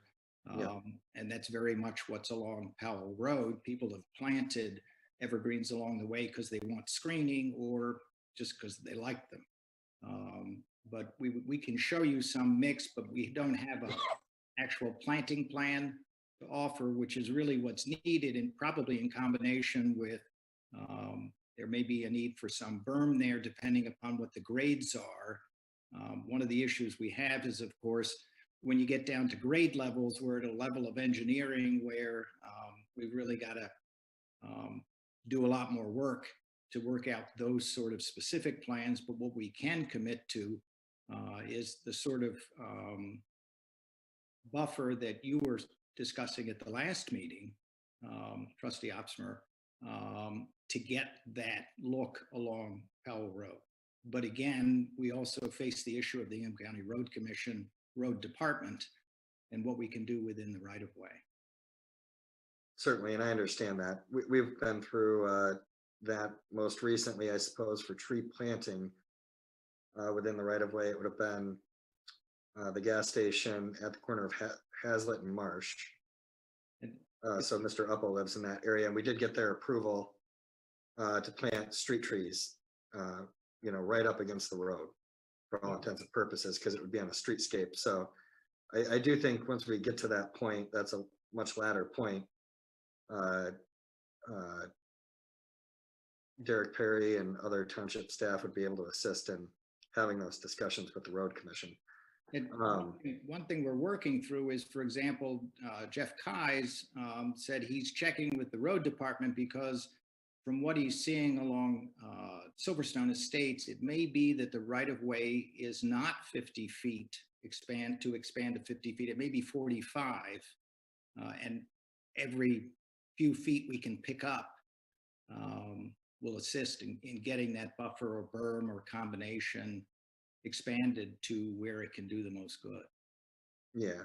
Well, even if you go to the more natural areas to the north, closer to Tyhart, there are existing trees. Obviously, it's different to have an existing tree in the right of way, but if any community is known for having these battles, whether it's preserving the trees or planting the trees in the right of way, we've been through it a number of times on Cornell, Van Atta, Hazlitt Road, you know, and Derek Perry and Director Kieselbach and Principal Planner Menzer have been, you know, successful in helping to acquiesce that. So, I mean, that's something that I would like to see, because when I look at, you know, the green space plan designating that road, you know, it's similar. The green space plan is part of the master plan, just as the pathway master plan, their pathway master plan is a component of it. So if we have, you know, a distinction for a pathway or a shoulder on a road to go in, we would require it upon development. And here, I think it's necessary to incorporate that component of the green space plan. So I appreciate the time that's going into that. And I look forward to seeing the concept plan for the planting and what that might look like as it matures. And then the other thing that Treasurer DeShane spoke to with the wetlands, and, you know, when we talk about the conditions that are currently in front of us, you know, we've got competing pressures. So the zoning being requested is above what the future land use map calls for within our master plan. But I'm still willing to consider the project because I do think it's bringing people within walking distance to commercial that needs support. And I think there's very few projects where we can really add, you know, more people near these key commercial corridors that are struggling. But right now, with the requirement of having a limit of 2 stories and the number of units that you're trying to achieve and the wetlands, the protected wetlands on site, we are getting into issues where the site plan, you know, right now doesn't show that it's feasible to protect the wetlands, build that many units, and keep it at 2 stories. So what I would like the comfort of knowing, even if the rezoning, I understand that it would revert. That's my understanding in 2 years, if there's not an approved plan. It's worth having it work now. You know, those 3 things should all work. We shouldn't be trying to make something, you know, push a square into a round hole, where later on we go, okay, well, we can't get that many units and protect the wetlands without going above 2 stories. Then we've just got to come back and revisit the rezoning if that was the applicant's desire.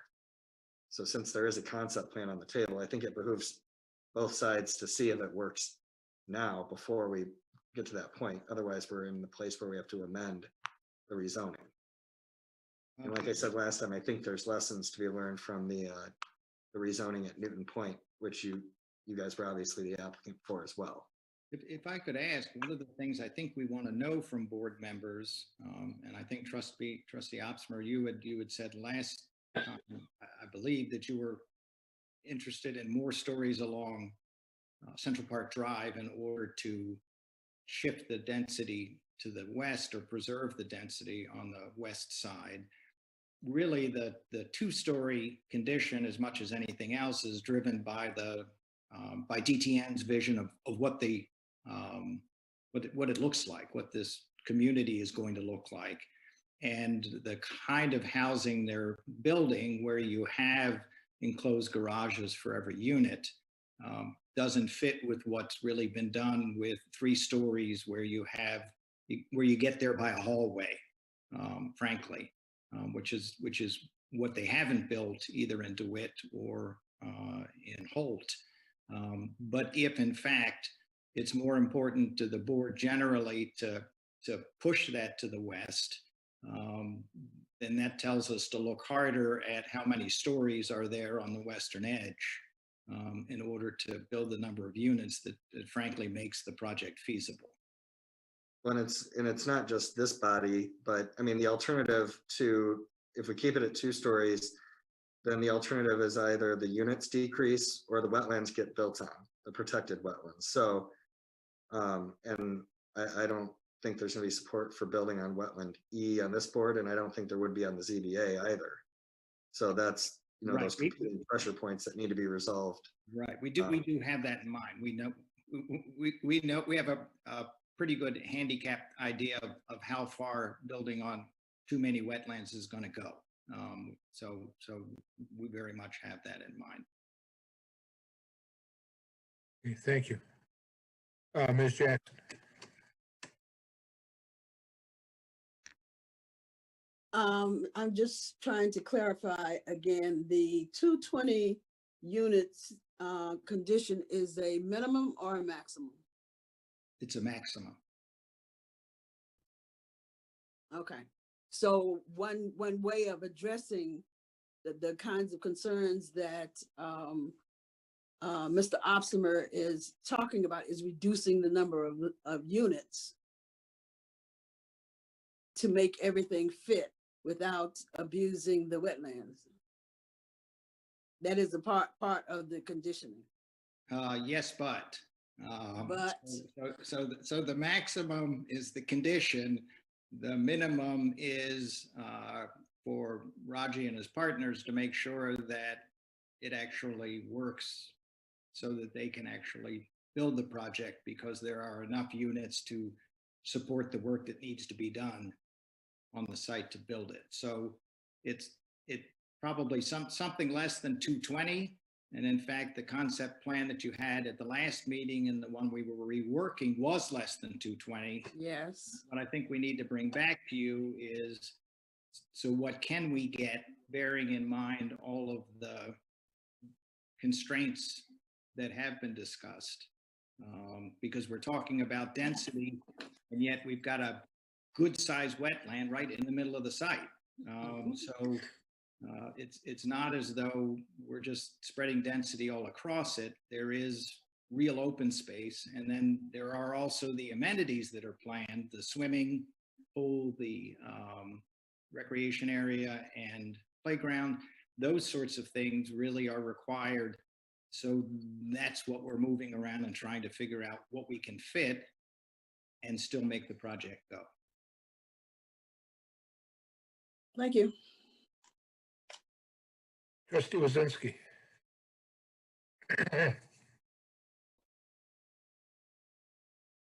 Hello.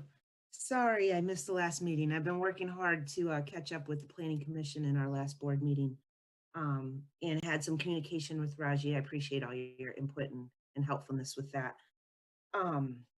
So my understanding, and this might be repetitive, I apologize because there has been discussion prior to this, but I just want to note that I do really encourage this type of a development for sure.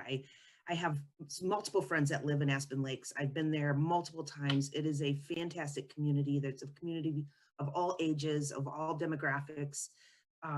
It really does have this sense of community, and all those amenities that Mr. Pearson you're referring to is what helps that type of project survive. I mean, that's what makes it so great.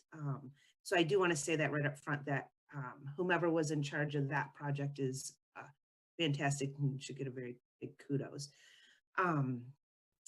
I've looked more and more at this, and I'm struggling a little bit because I really like the project. I'm just not convinced of the location for several reasons.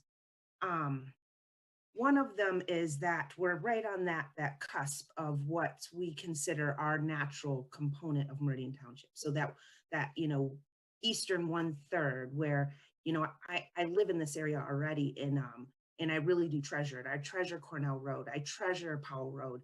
Those are things that remind me of my small town that I grew up in, that really make Meridian Township really quite unique in the fact that we've got all of this diverse type of ecology.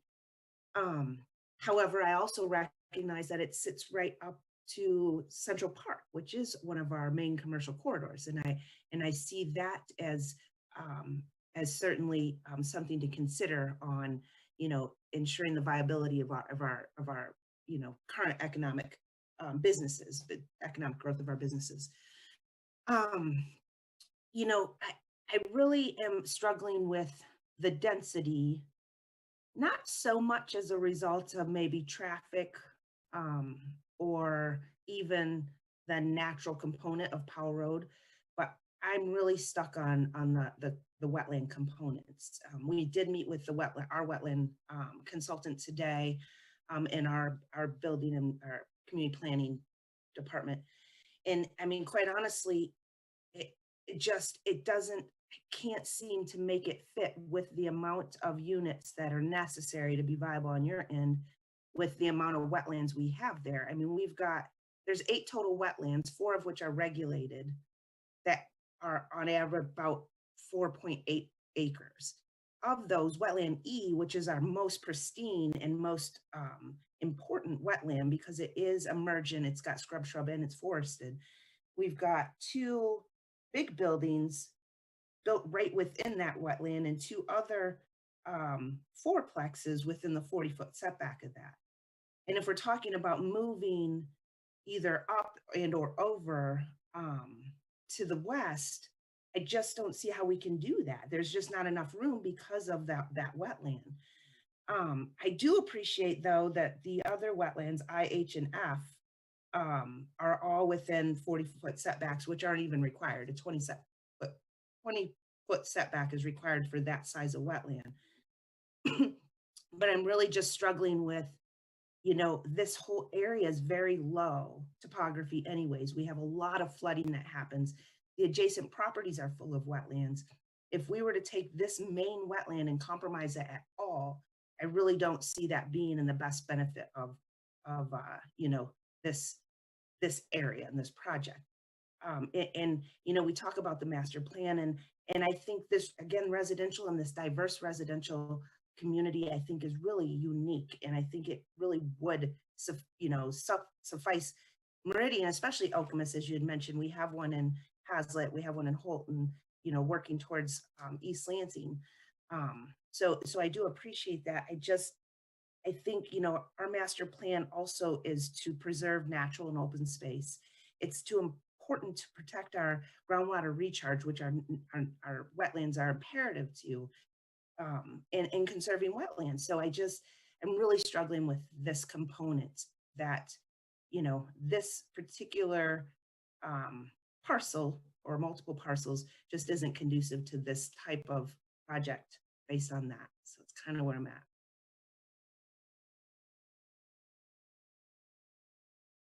And as I said, that's something we need to address in order to work through, as you say, the number of units and what are there and how that can work.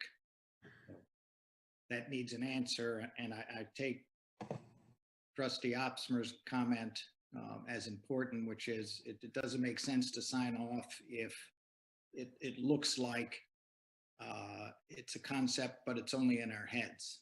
It needs to be more than a theoretical plan. You need to see something that would say that it could work.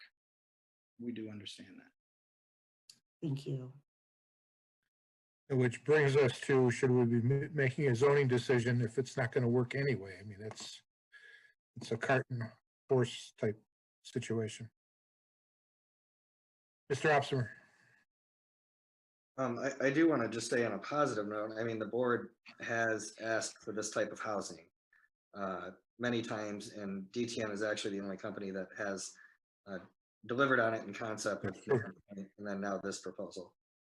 Ideally, the master plan and the research that McKenna conducted as part of the development of our master plan, really focused on the peak areas, but I acknowledge that, the core area around the mall and the 3 picas is challenging because it's all privately owned, and those commercial outlets try to protect their parking at all costs, even when it doesn't really have any sense to it because it's underutilized. But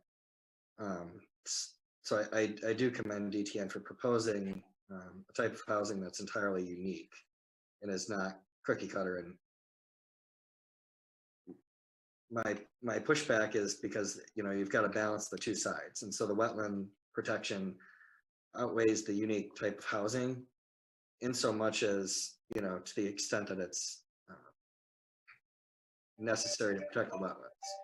So, I mean, we're not encouraging, I'm not encouraging, you know, or discouraging the housing type of direct access and direct entry and garages. It's just that at that unit count, you can't make it work. So, and I think it's up to the applicant to decide which approach you take to it. But I do appreciate the housing product being presented because it is unique. And I do think there's value there.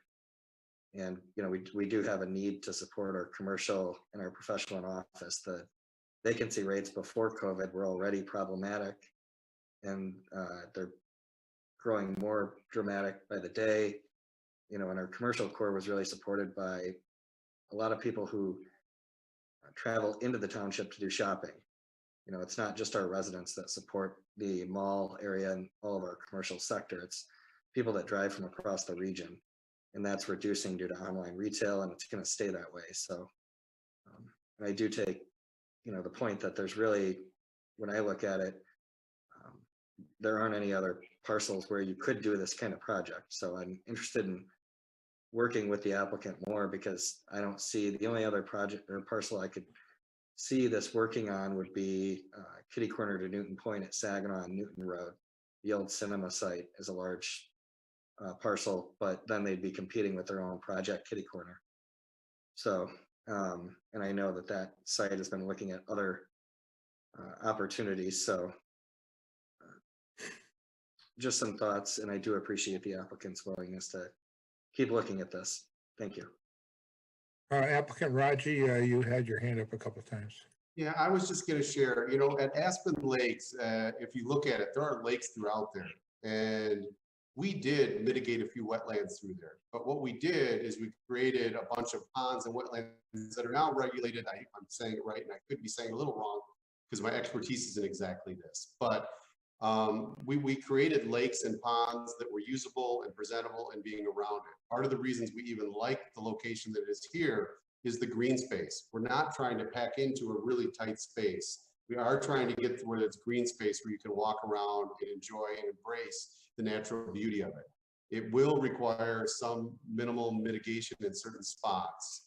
And from my perspective, as we talk to the wetland experts that were ours, that weren't Meridian Townships, that led me to believe we've had some conversations even mutually, is that there are a mix of upland and wetland plants throughout some of these wetlands due to it being a relatively recent wetland. And all I can say is that I think we could enhance the wetlands and make them better than what they are today if done right. And at Aspen Lakes, we've had tremendous success there. In terms of shading, which I know Mr. Upsimer has been talking about, we have put some nice views, and I think you're going to see, if you'd like me to, I can even show you some of our renderings that will show that I think it's going to give a good streetscape, and you're going to feel good going down Powell Road. It's in our interest not only to do that for the citizens of Meridian Township, but in the interest of every resident that's sitting there. And for example, at Aspen Lakes, which is one of the centers we're emulating, we are adjacent to a commercial center, and we have pine tree rows, which are a little less diverse than what you have here, and you wouldn't even know you're next to it when you sit in those apartments. As a matter of fact, I lived there, and I remember speaking to my wife when we moved in. I said, I can't even tell they're there. I'm surprised. I know it took a few years to grow in, so I'm not telling you day one that it was that, but 5 to 10 years later, you can't even tell it's there. And we think that we can do something that will respect the environment and respect the integrity of the land and build something that's needed for Meridian. Okay, I saw a hand earlier, Ms. Wasinski.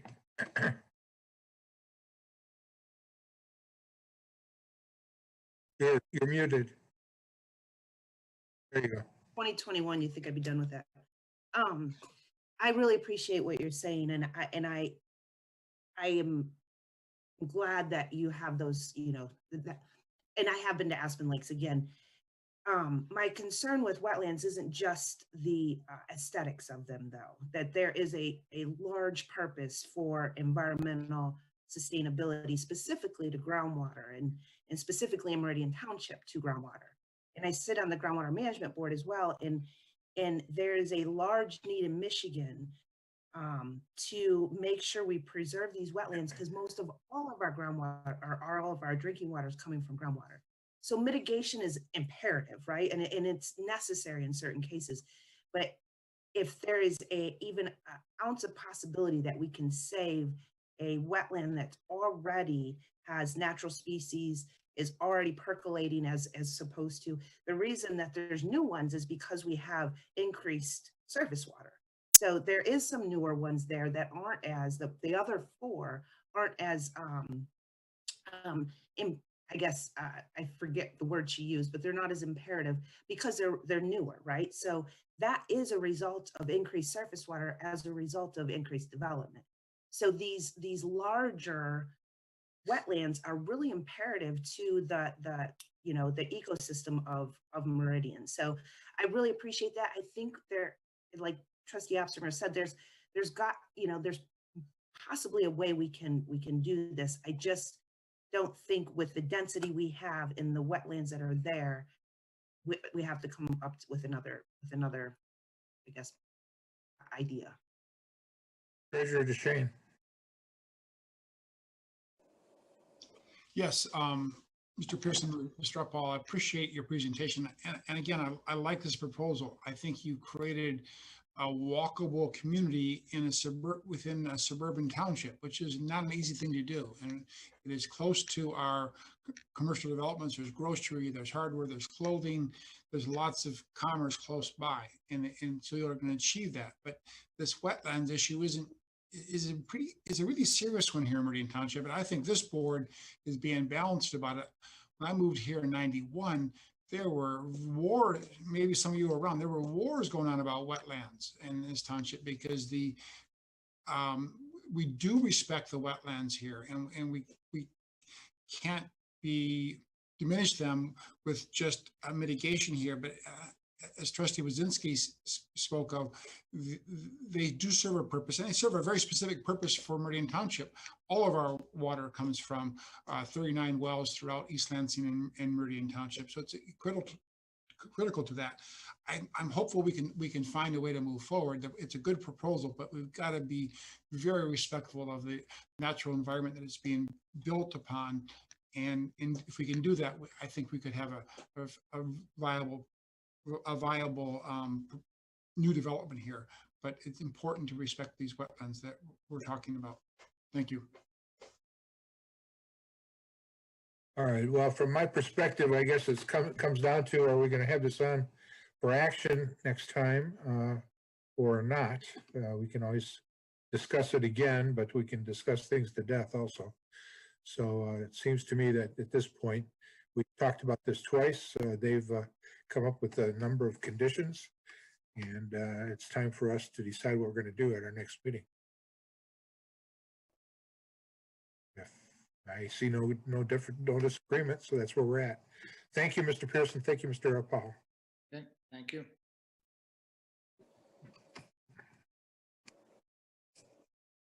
Okay, we now go on to our procurement policy. I assume that Ms. Madison is going to talk to us about that. Yes, good evening, board. I'm excited to present to you our procurement policy draft. The last time this policy was updated was in 2002, so it needed to be brought up to date. And I thank Manager Walsh for pushing me to get this taken care of. So this policy is basically setting a transparency and establishing guidelines for our procurement policy. And it also sets a policy to ensure that the township is getting the best overall value for all of its purchases. And it also sets a standard of what we should do for disposal of any of our surplus or personal properties that we have.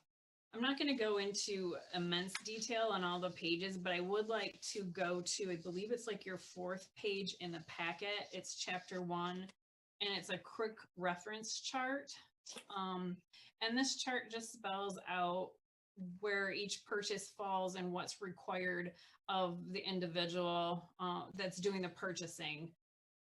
The biggest change in the policy is setting these different limits. Our old policy had a $250 limit where anything under $250 you could go out and buy. It was kind of small, and a lot of our staff members were having issues trying to do that. Anything over 250, they would have to go get 3 bids. So this changes it to where anything up to $999, they can go out and purchase. And then anything between $1,000 and $4,999, we just are requesting 2 verbal quotes, which can be emails. And then we actually have a form that they would fill out and attach to it. Anything from $5,000 to $24,999, we would get 3 written quotes. And then 25,000 and above, we would actually go out for an RFP for those. And then there's some exceptions to those, which you can be in a joint purchasing, like a cooperative. This is how, for example, how we're buying our fire truck. We're through Sourcewell, and we're using that as a cooperative bid. Or a lot of times we purchase quite a few of our items through the My Deal program. We can sole source it. If it's the only vendor, then they don't have to, they can't go out and get bids. That's the only thing they can do. Or if there's an emergency that needs to be happening and they just have to get it fixed for the safety of the township or anything in that matter, there's an emergency qualifications. And then it breaks it down on what's required of each of these things and what's the approval requirement of all of that stuff. So that kind of breaks it down. There's just, the biggest change is the change in approval levels of where we were in 2002. I'd be happy to discuss any of it in any further detail if you'd like, or if you have any questions. I have a question before we get to other board members.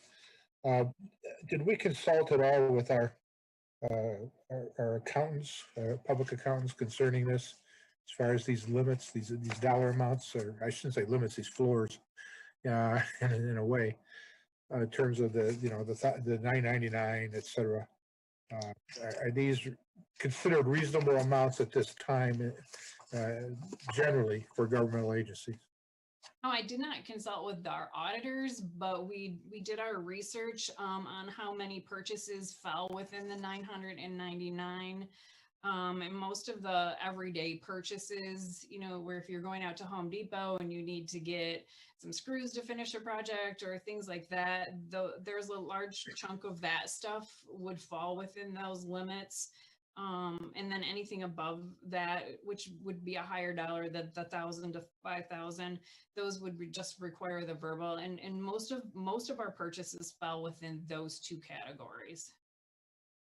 But no, I didn't double check with our auditors on the limit. I'm not saying you should have, I'm just asking the question. Manager Walsh. Thank you, Mr. Supervisor. One other thing I did, Director Madison did 95% of the work on this. The small part that I did was check on what other communities are doing in Michigan, which is, I think, similar to what you're talking about. The other thing I did is I reached out to Joyce Vancouver, a resident who worked for management and budget and had a pretty high-level position there upon her retirement, and asked her to look at the policy because she did a lot of purchasing. I think she handled all the purchasing for the Michigan State Police and for the fleet and all of that. And she said it's a really well-done policy. So we did not bounce it off so much the accountants, but we did bounce it off some people who had a career doing purchasing at the state of Michigan, and really supported the policy. So kudos to Director Madison for putting together a policy that others say will work for us. And it's something that we do listening sessions every 3 years or 2 years. We sit down with all the bargaining groups and talk. And one of the things that's come up every time is our purchasing policy and the low limits and how cumbersome it is. So I'm glad to see us getting to this point. Thank you. Board members. Yes, Treasurer. Yes, I want to thank Director Madison for this document as well. I think it's a good one, being the one of two people with Clerk Guthrie that signs the checks for all these. It's good to know that we have a strong document behind it. Regarding the last column, departmental director approval, and that's going to apply to all purchases, correct? So that nothing gets purchased without the managers approving that purchase, correct? Correct, and that's the policy right now. All invoices have to have a director level of purchase. So even if it's a credit card, that's a current policy that we're doing. So that's just keeping informed with our current policy. Okay. Other board members? Yes, Clerk Guthrie. I want to thank Director Madison for her leadership on this. And I know as a former staff member, the tremendous importance that this has for mostly all staff at the township in saving time. And the several items that are needed to operate the township on a regular basis, from paper to, I don't know, maybe a tire or something like that, that was just really time consuming for staff and really crippled staff to get the job done that they needed to get done. So I want to commend you and thank you for this policy. I read it thoroughly and I was excited to read it, and I'm excited for staff. So thank you.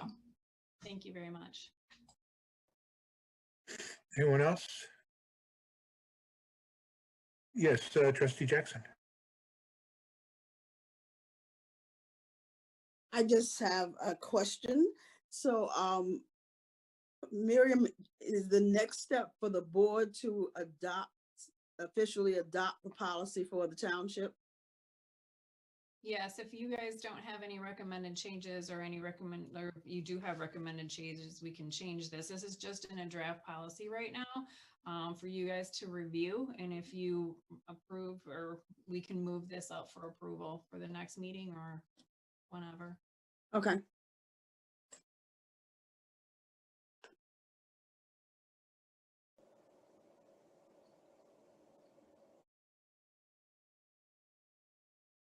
Muted myself and forgot. Trustee Officer. Thank you, Ron. So just one quick question as it relates to the current policy, and Director Madison, you may have said this and I may have missed it. So for the RFPs, I mean, specifically in the policy, it's RFPs are for anything in excess of 25,000, and it doesn't require manager approval. How are we currently handling those? What's the threshold in terms of value, and is there manager approval currently? Our current policy says anything over 5,000 requires an RFP, which is completely, out of skew with what an RFP should be. And so that would go through the formal process of, doing sealed bids and opening them and trying to get the best bid. I'm not necessarily holding everybody to that. That's not really a good threshold. So this moves it up to a 25,000 for that. And the manager approval, do we currently require the township manager's approval on RFPs? He would probably be involved in the discussion on any RFP that's going on. He doesn't formally approve them. We can have him, or he can delegate any person. He can delegate that to either the director that's in head of that, or even myself. A lot of times he directs that to me. I approve all of those. All purchase orders come through my desk, and I ultimately approve all of them. So at this point, he delegates that responsibility to the finance director. Okay, that's helpful context. Okay. I just see that the manager approval checkbox isn't there, but right now, a department director, even under this policy, the department director would sign off, and then it would go to you.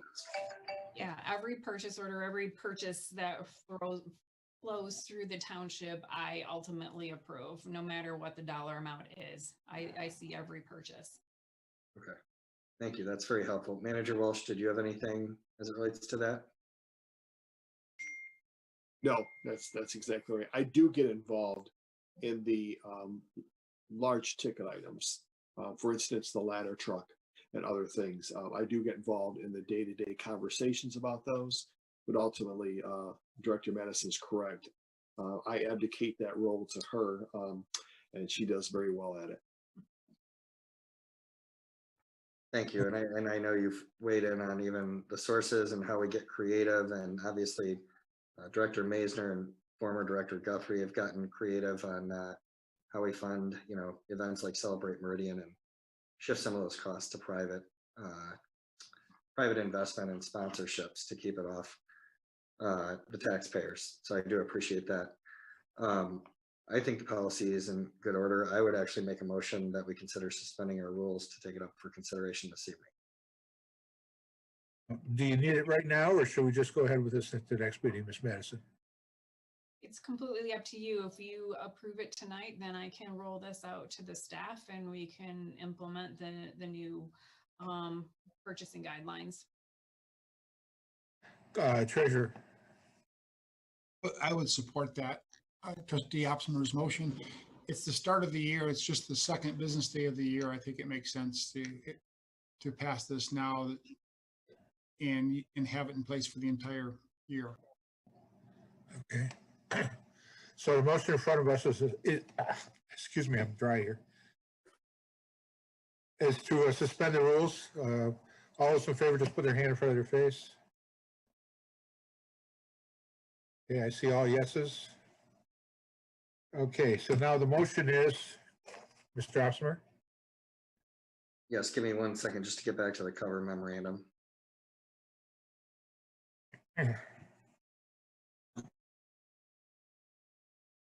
Digital packets are wonderful. That's why I stole paper. I move to approve the procurement policy as presented in the board packet dated January 5th, 2021. Okay. Support. All right, now we need a vote. I think we've already discussed it. Supervisor Stikka? Yes. Clerk Guthrie votes yes. Treasurer DeShane? Yes.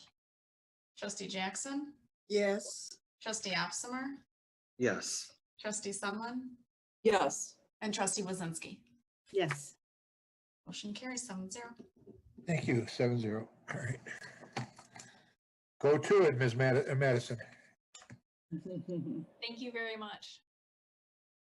We now come to the Powell Road Paving Public Road Improvement SAD.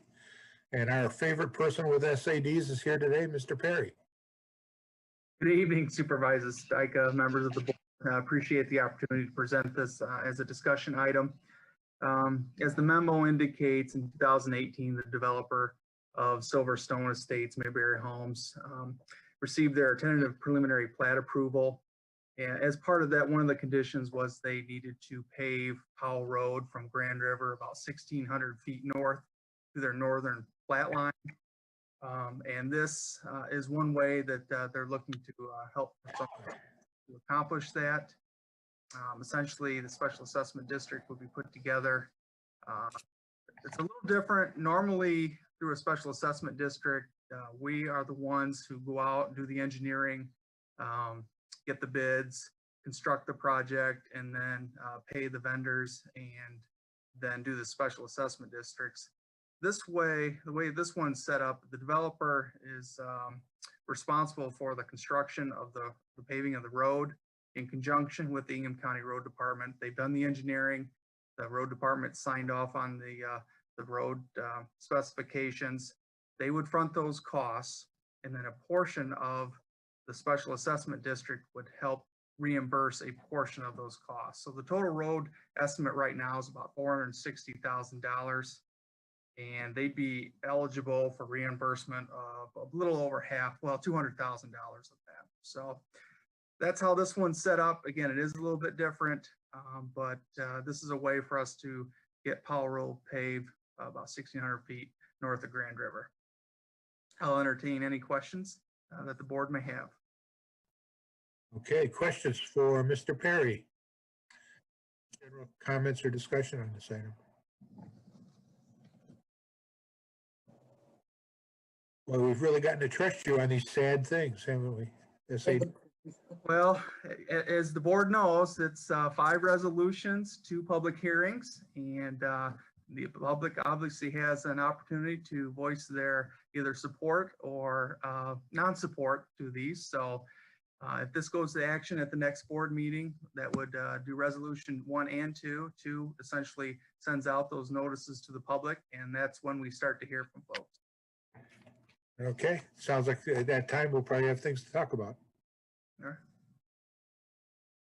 Thank you. I guess we'll move on then. We will do that. Thank you, sir. All right. We'll now move on to our non-discrimination and fair employment practices policy. This is something that was being worked on by trustees Wazinski and Opsimer some time ago, and they wanted to bring it back in front of us. And I think it's a good time for us to look at it, beginning of the year. So who wants to start this discussion? Ms. Wazinski. Thank you, Supervisor. Yes, so we did have this discussion a few months back, but we've had some, pertinent issues, COVID, and we had a change in staff. And we've recently hired our new HR director, Titoff, who's we wanted to make sure was well informed and had a lot of opportunity for input before we brought this back to the board to talk about a bit further. But we call this our non-discrimination and fair employment practices policy. And for other folks may know it as ban the box. So the idea and the purpose of this policy is to remove the, on our current application, it's called the, have you ever been convicted of a crime? Removing that from the application itself. That creates fair opportunity for folks specifically that have had prior, criminal activity. And we know that people with some of these activities certainly face discrimination in many areas of life, but employment being one. So we really think that we really want to be able to give people a fair opportunity based on their skills and their education and their experience to apply to Meridian Township to serve the public. Also, we also want to encourage diversity. And so we know that a lot of these populations are disproportionately affected to our minority population. So we want to make sure that we are working towards diversity, not impeding folks from applying and or working for us. I want to put out a caveat because I know this is a question that continues to come up. Even though we propose to take this particular question off the application, this does not supersede any criminal background check that would be necessary for that particular position. So if, once a person becomes a candidate for a position, the criminal background check appropriate for that position would still be certainly encouraged and allowable. We do know that, if we have an opportunity for folks that may have some minor criminal activity or background that's, long-term or, many years ago, we really want to encourage folks to work for our township. And we know that it reduces recidivism and it strengthens families and it improves confidence and it provides, strength to the entire community and a safer community. So here is our proposal. I don't know, Supervisor, is it time for me to pose a motion for discussion or how should I go about that?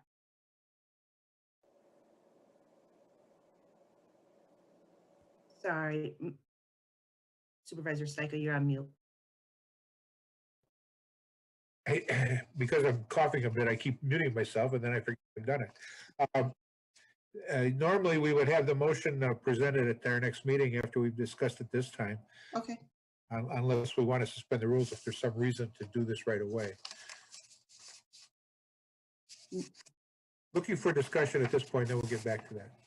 Anyone besides Ms. Waziski want to talk about this? Mr. Apsmer.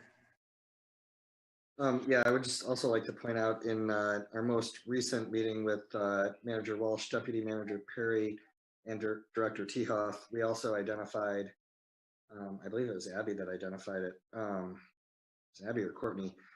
The question that's currently on the application regarding veterans, it asks if they were, if they had any discharge other than honorable.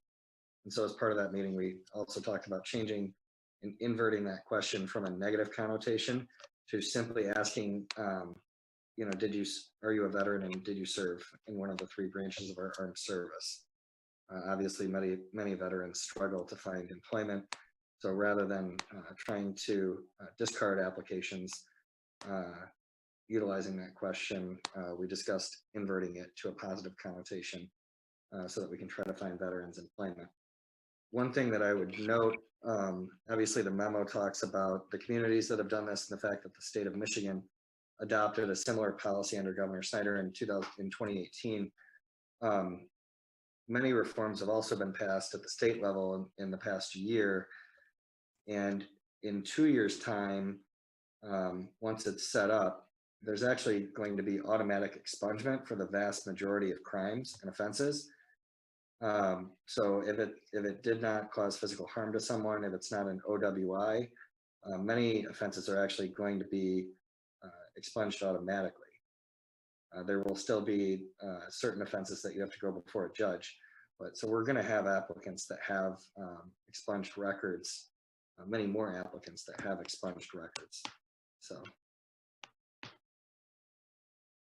Thank you. Manager Walsh, do you have any comments on this? I don't, except for when this first came up, it took me some time to get my arms around it and understand purpose and meaning behind it and the end goal. I appreciate the time that the trustees have provided to us. I think one of the most important things is we've had a change in administration in the HR department. And I want to credit Director Tehoff. She's been instrumental in helping me personally understand the concept of what we're doing and what we're trying to do and why it's important. So I think time has allowed a number of us to understand the goal here. And as a staff, we're fully supportive of the goal here. So thank you for the opportunity.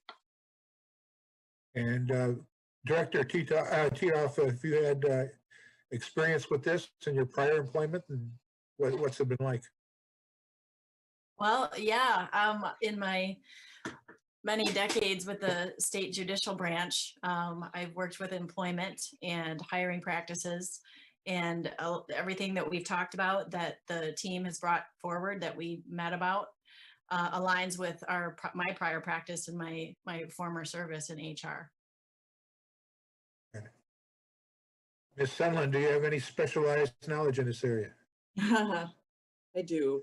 I worked for the Department of Treasury, Human Resources for several years, and it was kind of discretionary because Department of Treasury is hands-on with money. It was kind of discretionary whether the crime fit a financial, like if somebody was hands-on touching money every day, it was kind of discretionary as to whether the crime that they had on their record, whether they would be handling money. So I just would caution, I'm not sure how it would be worded, but just caution that if somebody is handling money on a daily basis, we did run in, I mean, probably on an annual basis, we ended up hiring people that were handling money with Treasury and usually having to fire at least one person kind of on an annual basis because they were stealing money or hiding money. So that's all I would caution us about. Okay. Trustee Wazinski.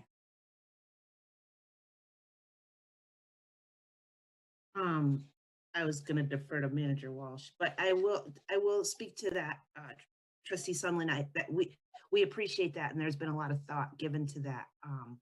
And within part of the documents that were included, that's exactly part of what will be, delineated. So it says here that, the township shall consider the job-related convictions taken into account and the length of time since that offense has occurred.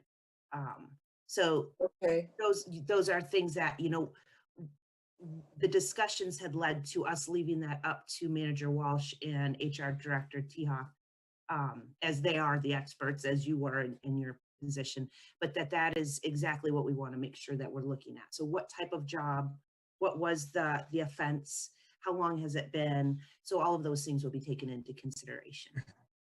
Okay, thank you. Okay, other board members. Yes, the clerk. Thank you, Supervisor Stika. Just a few questions for Director Tihoff, if I may. What I'm hearing, and correct me if I'm wrong, is that that criminal background checks will still continue as they were before. It's just in a different order. Exactly right. Exactly right. So only if it's a contingent job offer. Okay. And the process for those criminal background checks are the same. It doesn't change. Exactly right. And then one other question for you. Well, two, I'm sorry. Do you foresee this lessening staff time for the processing of applications? And obviously it costs money to do all these background checks on all these applications.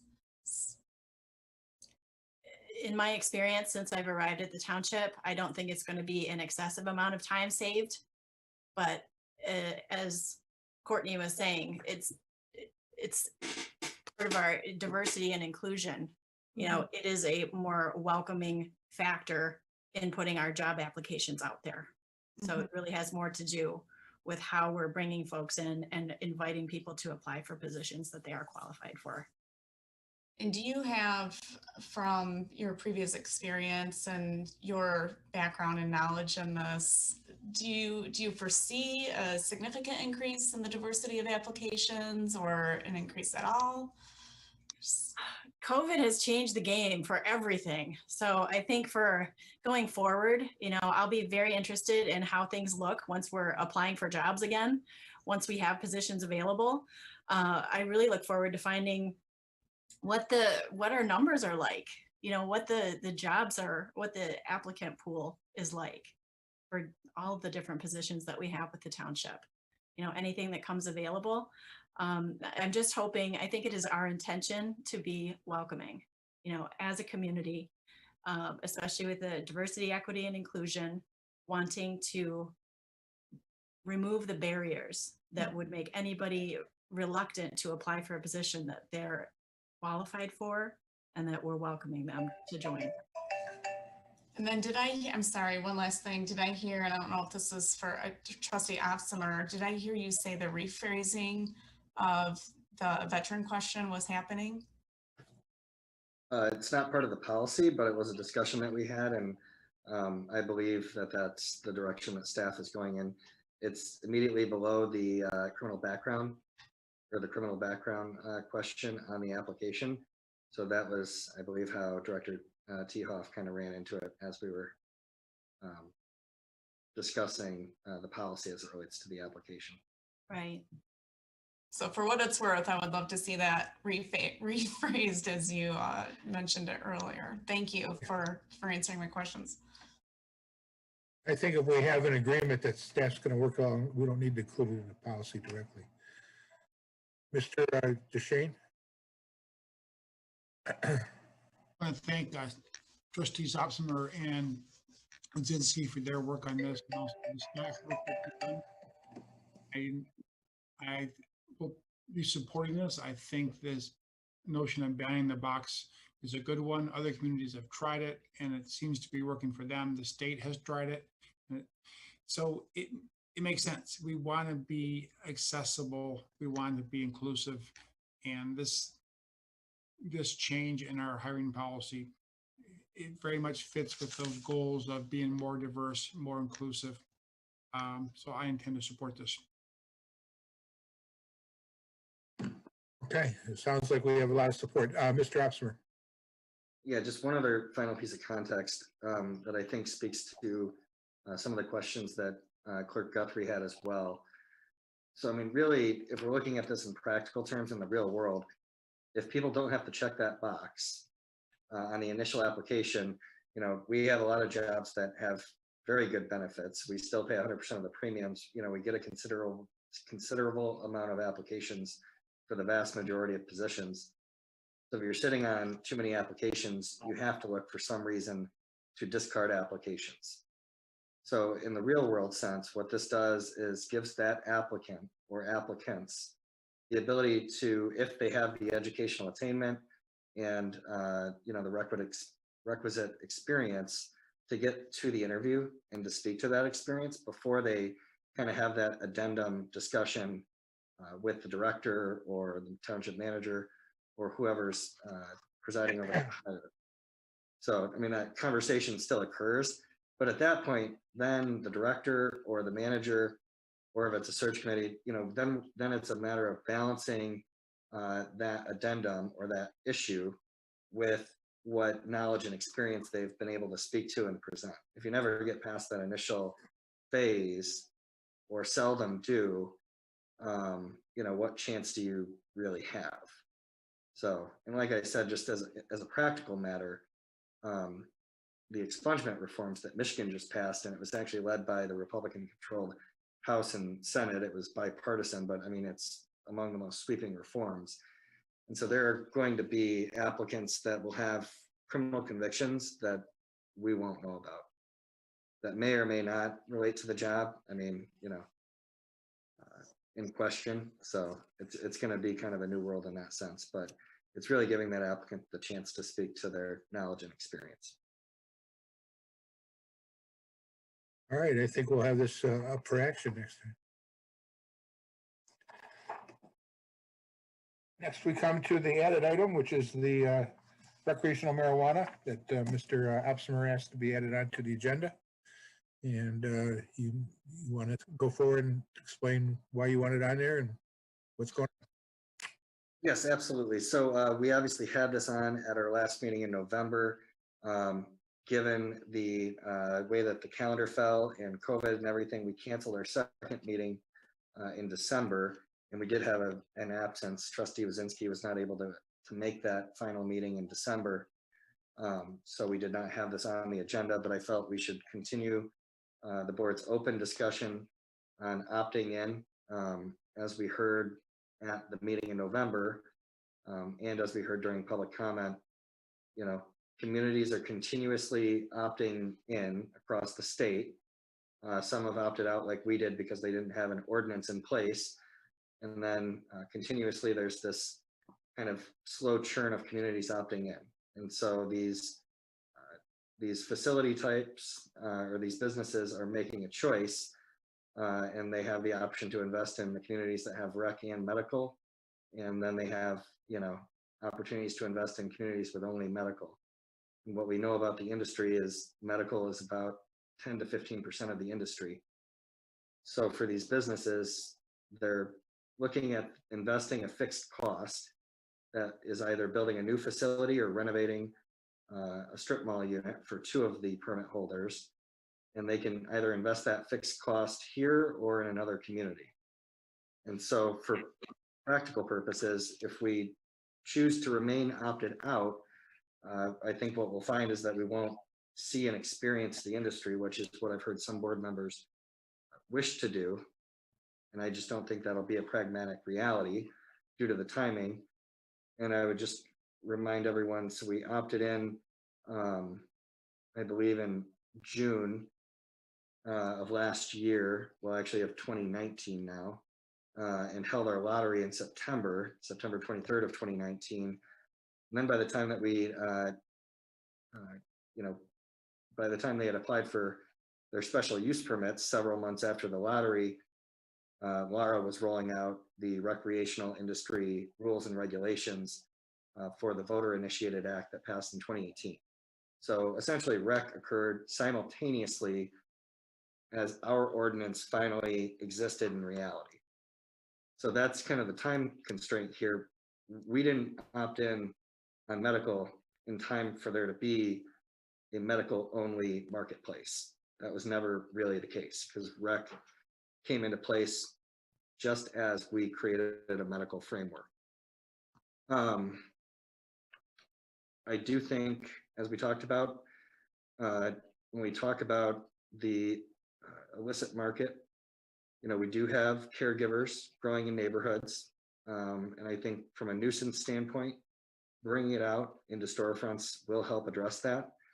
And I think what we've learned from other states, Washington and Oregon, the first two to opt in on adult use, is that if anything, when we look at the peer-reviewed research, we see a decline, a small decline in youth use and really negligible or no difference amongst impaired use or impaired driving.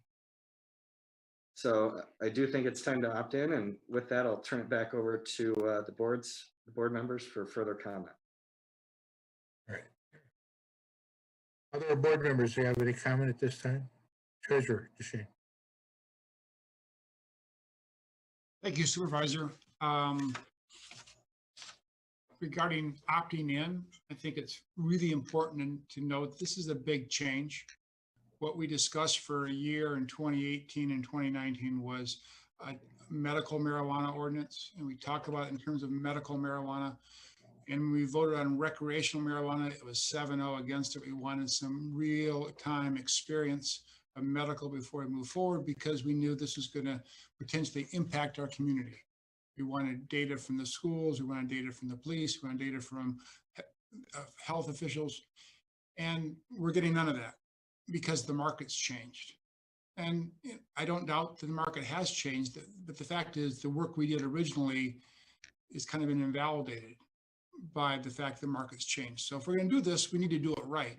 We spent a year on medical, and maybe we need to spend a year on recreational to get it right, because it's too important not to get right.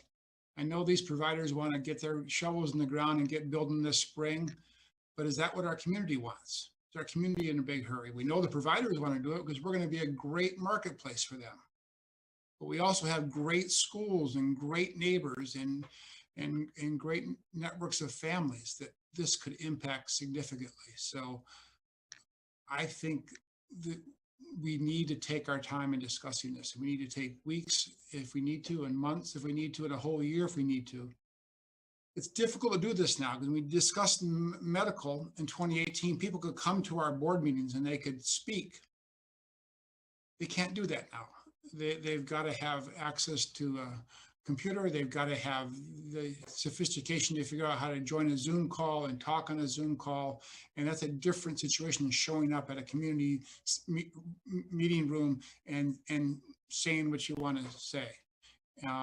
It is not as available to everyone as we might like think it is, because we've been doing it now for 9 months. So there's going to be real barriers to get that community feedback, but we have to get that community feedback because this could severely impact our community. There's a huge upside for the providers, and that's why they're calling in from Southfield and Ann Arbor and wherever tonight, because they want to sell marijuana in Meridian Township. But is that the best thing for Meridian Township? Is that what our community wants? Now, people will say that our community supported both recreational and medical marijuana at the ballot, and I agree, they did, and by large majorities. Is that theoretical support for a statewide initiative the same as support for 4 or 6 good size medical or recreational marijuana stores in Meridian Township? Could be, but it might not be. And we need to take the time to find out how our community feels about it. There was a proposed medical marijuana store on Okemos Road that we put before the voters, and the voters turned it down resoundingly. I think it was the old kinder care place along Okemos Road. So we need to take the time to find out how the community feels about this. And we need to be patient because they can't just show up at a meeting like they could a year and a half ago to express their opinions. So if we're going to do this, we need to make sure we are allowing for community input. And I would suggest a community forum where we allow for several hours of time to have people come and speak to us on this issue to find out where the community is on this. And if there's strong community support for it, it'll be an easy decision for us. If there's mixed support for it, it's going to be a tougher decision, but we've got to make sure we're hearing from all aspects of the community. So far, we've just heard from, well, we had one resident at the start of this call, but mostly we've heard from the providers, the people that want to sell marijuana in Meridian, and they can't wait to sell marijuana in Meridian because we're going to be a great marketplace for them. But is it the right thing for Meridian? We don't know that yet. And we've got to make sure we take a lot of time to do this right and hear from our residents, hear from our educators, hear from our law enforcement people, hear from our community and mental health people about this, because it's going to impact a lot of aspects of our community. I mean, this is like going from going from a dry community that didn't sell alcohol to a wet community, okay? It's changing the rules. We're now going to provide stores that will sell marijuana and increase the volume of marijuana in the community. Maybe that's exactly what our community wants. And if we hear that from our residents, then it'll be an easy decision for us. But we haven't heard anything yet except from the providers. So we need to take that time to hear from the entire community. So I hope we can talk tonight just about how we're going to have this discussion and leave the actual discussions of the merits of the proposal to a future meeting. We've got more time and it's not 9 o'clock at night and we're all 3 hours into this meeting. This is serious stuff that's going to require a lot of our attention and a lot of effort on our part. I don't want to cram it into an end of a meeting or at any time because it requires serious consideration. There's a big upside for the providers. No one has convinced me there's a huge upside for our residents right now. We have lots of access to the west of our community along Merritt Road. We have it at the south of our community along in Alvarado Township. We have it to the north.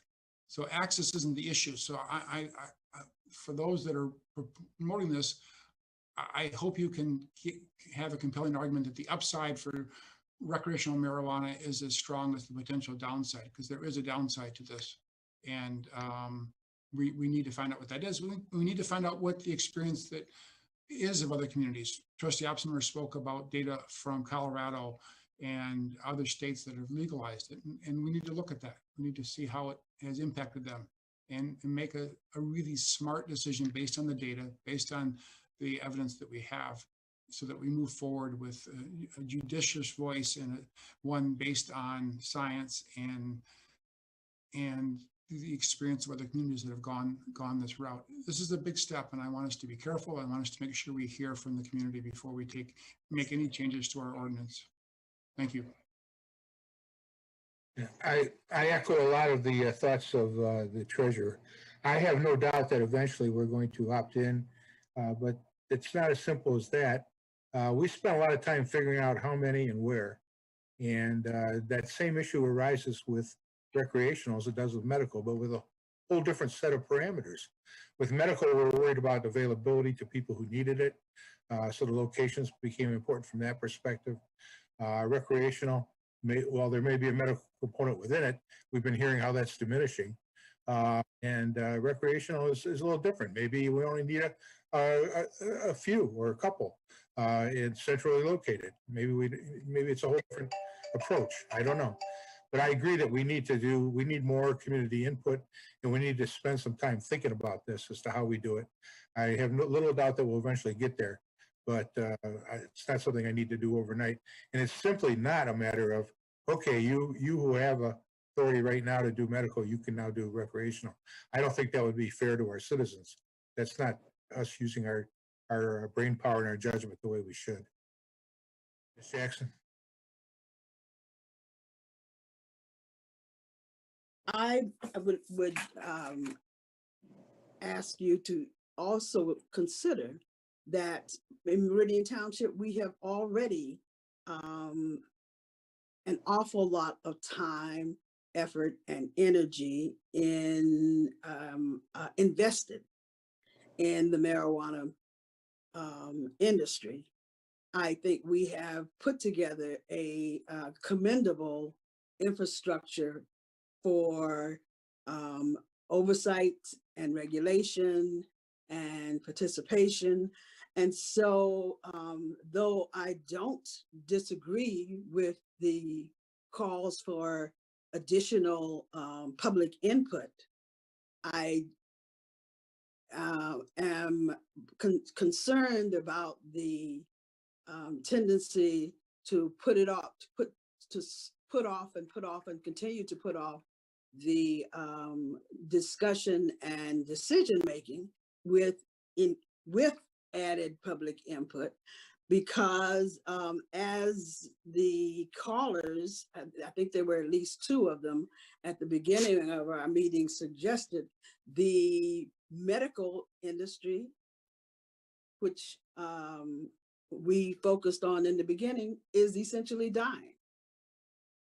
And so to a great extent, that investment in all of that infrastructure that we did at the beginning is going to disappear, certainly in the next year, without some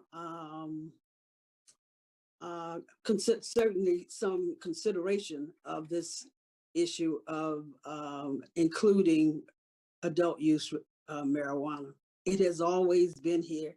It is always here, and it's never going to go away. The black market's not going to go away.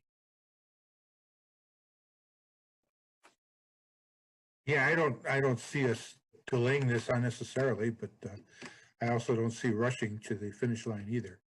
It seems to me we could schedule something within the next month or so to get this thing moving.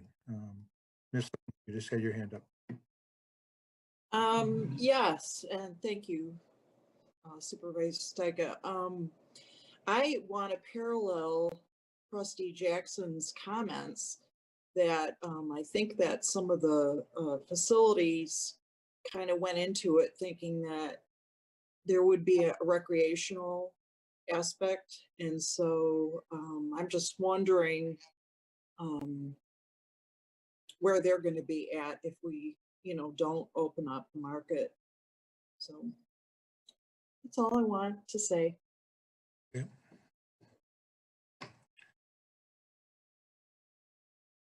Mr. Opsimer?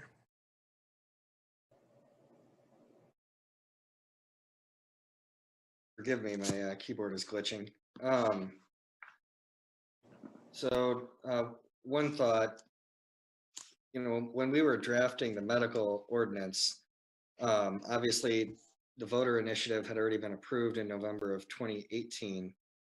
I guess it was not overtly discussed, but the concept, when we were deciding on how many license types for the retail, the provisioning, in my mind, I knew that we would always approve rec. If we were going to opt in on rec, then we would always approve rec licensing to those provisioning centers that existed for medical. Otherwise, you're basically just saying, okay, right now there's 5 facilities, 4 approved special use permits, 1 facility that's still working on it. So really we have 4 facilities that are through the SUP process for medical.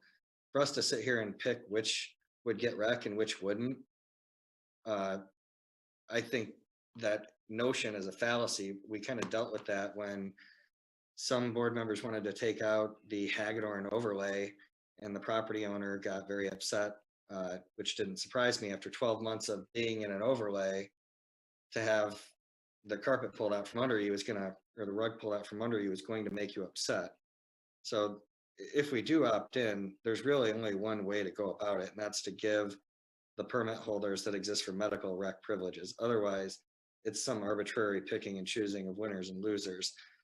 And that, really, it just kind of blows my mind that anyone would think that we would give, or that we would create the medical facilities and then choose which ones got rec.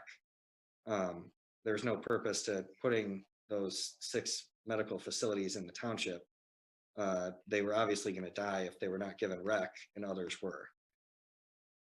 But, you know, one of the things that is unique, when you look at the retail sector across the township and the nation, retail jobs do not pay well. This industry, jobs do start off at $16 to $18 an hour with benefits packages, 401ks, dental and healthcare.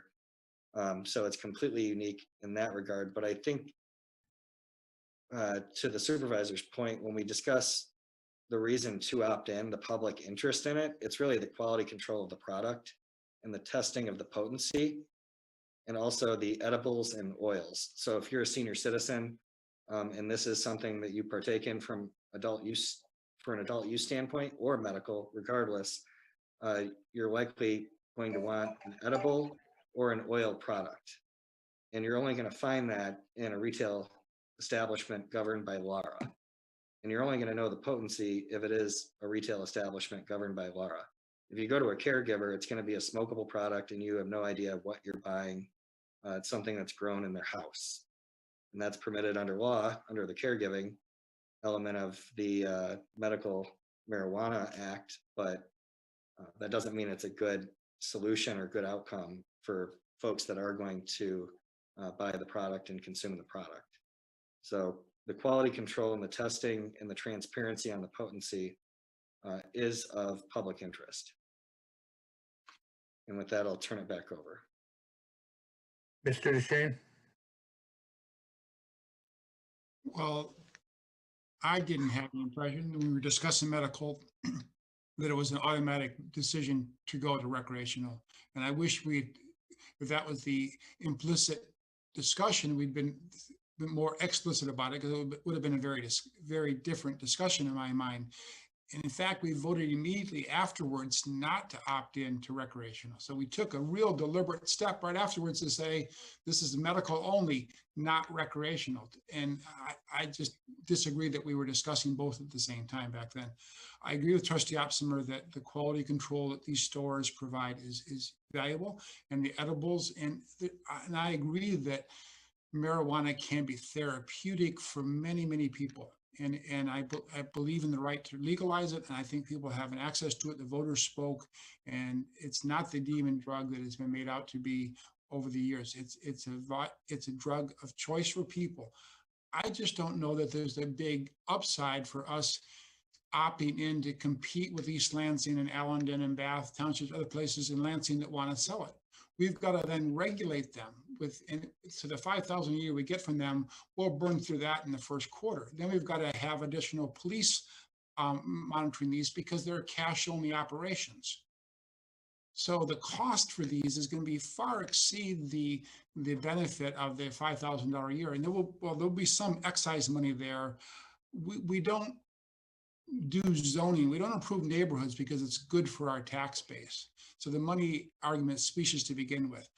So if we allow these 4, 5, 6 stores in the township, we're taking on a ton of responsibility for monitoring them, for policing them, and we're providing access that already exists within 5 minutes in any direction from the township, east, west, or north to our township. So is there a real public benefit with competing with surrounding communities to provide these stores? There's a big liability to it. I'm just not convinced yet of the benefit of being the host for these stores. I think what the correct approach at this point would be to have some sort of a public forum or public input opportunity so we can get these things answered. And at that same time, get expertise in terms of answering questions like what effects has it had in other communities? Is there been a cost to police or whatever? Because maybe these things are minimal or not there. We don't know. We're all speculating on both sides. And just as an aside, when I considered medical, I did not consider recreational at the same time, in spite of what was indicated. But back to that, my proposal would be that we put something forward where we have a public forum. And we also, and maybe what we should do is have a study session where the public advertise it so the public could come out or through the virtual means, obviously, to our study session and give their input. And at that study session, have some expertise with regard to all the other potential issues that are being raised here. Mr. DeShane.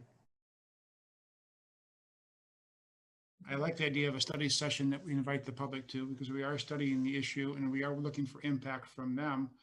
I would suggest February 9th or 16th, either have it replace the meeting on the 16th or a special meeting on February 9th. It would give the public a good month to be informed of this, and we can line up public health and other experts to come in and discuss it and provide a chance to connect with our neighborhood groups, talk with some of our PTA leaders and other people that might want to weigh in on this, talk to the business community and get input from members of MOB and other groups that on this. There's lots of different stakeholders in this decision, and we'll give them all a chance to speak and give it a good 2-3 hours of time so that we can study it and we can get lots of feedback from the community. So my suggestion would be that we look at mid-February, the 9th or the 16th for that public session. Well, it won't be the 9th because I have a surgery that day, minor surgery, so it won't be the 9th. But I was going to propose the 23rd. We could do the 16th and move the 16th to the 23rd, or we could just do it on the 23rd. Could we have every board member speak so we have an idea if there is a consensus one way or the other? Well, I'm waiting for hands to come up, Mr. Opsimer. Yes, Ms. Guthrie. Thank you, Supervisor Stajka. In regards to study session versus public forum versus public hearing, can you explain to me what the difference or benefit would be of a public forum over a study session or vice versa? Well, as I would understand it, a public forum was just basically the public coming and giving their input after getting a short presentation of the overall issue. Whereas a study session, we try to get into it as a board in depth.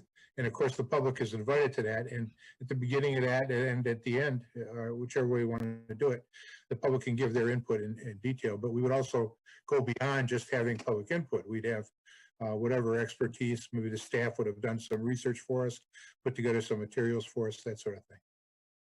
So I'm more interested in a public forum type of thing as the next step over a study session. That's just my opinion on that matter. Okay. Ms. Wozowski. Thank you, Supervisor. I'll echo that, when the discussions is when I was first appointed. So I jumped into medical marijuana and Ready Ride first meeting. But my thought was, I'm an advocate for both medical marijuana and adult use marijuana. I'm an advocate. I think that there's the benefits far outweigh the risks. However, at that time, to me, as a public health professional, it was really important that we did go slowly into this and that we did do some surveillance to see what exactly were the effects on, a lot of the things that many of the board members have mentioned, but on crime, on public health, on teaching, on teens. So those are really important to me. And I know now we're in a different place. From what I understand, we took some time, well-deserved, to opt into medical marijuana. And in the meantime, other communities were already doing that and facilitating that type of business. And then COVID happened, and then we didn't really have the time, the permits weren't there. So we're kind of in this odd place of, I would still really like to see some surveillance unique to Meridian, but I do think that there is some data out there from other communities, and I've been reading, and I think there is an opportunity for some input from those other communities. And unlike Clerk Guthrie, I think maybe a study session would be helpful. And I know it's a lot of work on everybody's part, but not just input. I think we as a board are really not to a consensus yet, and it might deserve some additional conversation. So just to say, I'm certainly an advocate, but I'd like to do it very intentional, and take the right steps to make sure it's successful. And again, a study session can include the public giving their input. Sure. Yep. Thank you. Okay, I've heard at least two indicating a study session is an idea. Ms. Jackson. I will lend my support to the study section idea, and included in that is the possibility of having members of the public study along with us. Oh yeah, to inform our public forum whenever that happens. Mr. Officer. So first of all, we're amending a zoning ordinance, actually two zoning ordinances, which is already the most deliberate process that we have. We just sent a zoning ordinance to the Planning Commission tonight. And as part of that, state law requires under the Zoning Enabling Act, a public hearing at the Planning Commission level. I'd be fine with holding a public hearing at the Township Board level if we want to just add a second public hearing, but to commission and to schedule an entire public forum on the topic. What if nobody were to come and weigh in on it? Which I think what Treasurer DeShane was alluding to. But if it's part of the traditional board meeting, I'm open to it. But I would prefer a study session, the same as Trustee Wazinski and Trustee Jackson.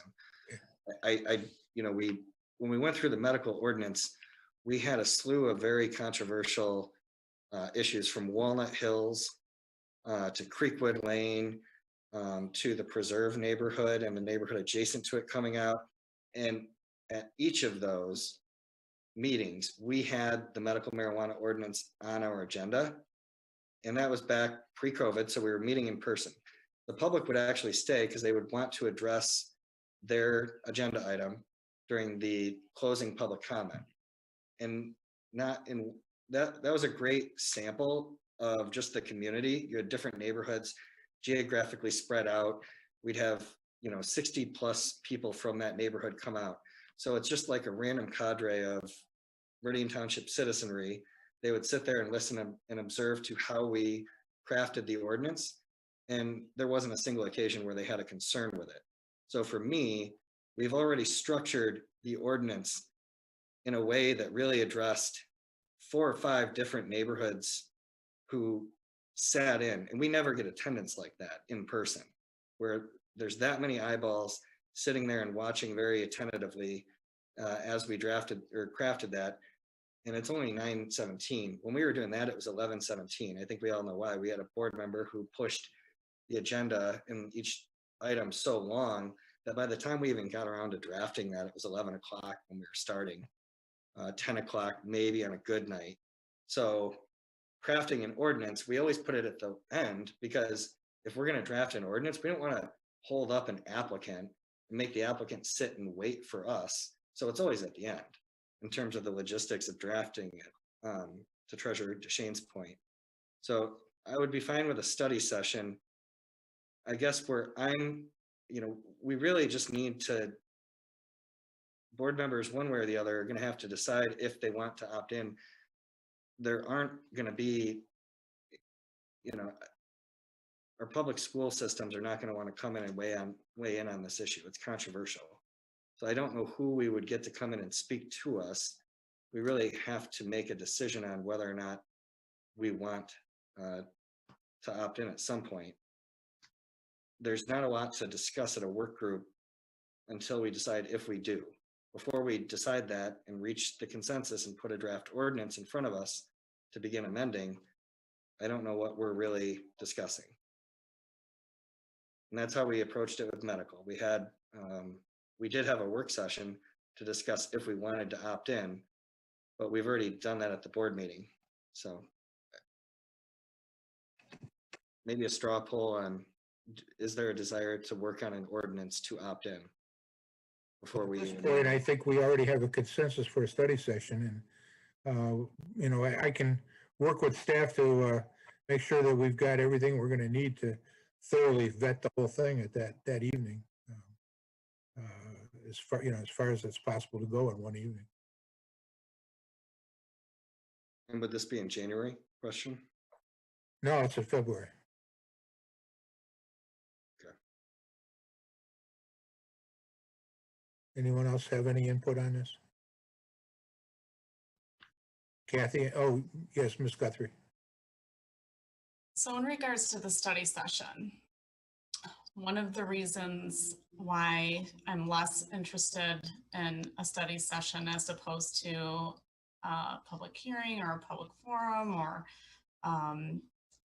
is that what I'm hearing in regards, and correct me if I'm wrong, what I'm hearing in regards to a study session is, yes, educational, but in part it sounds as if it's being used to sort of drag out the process and to make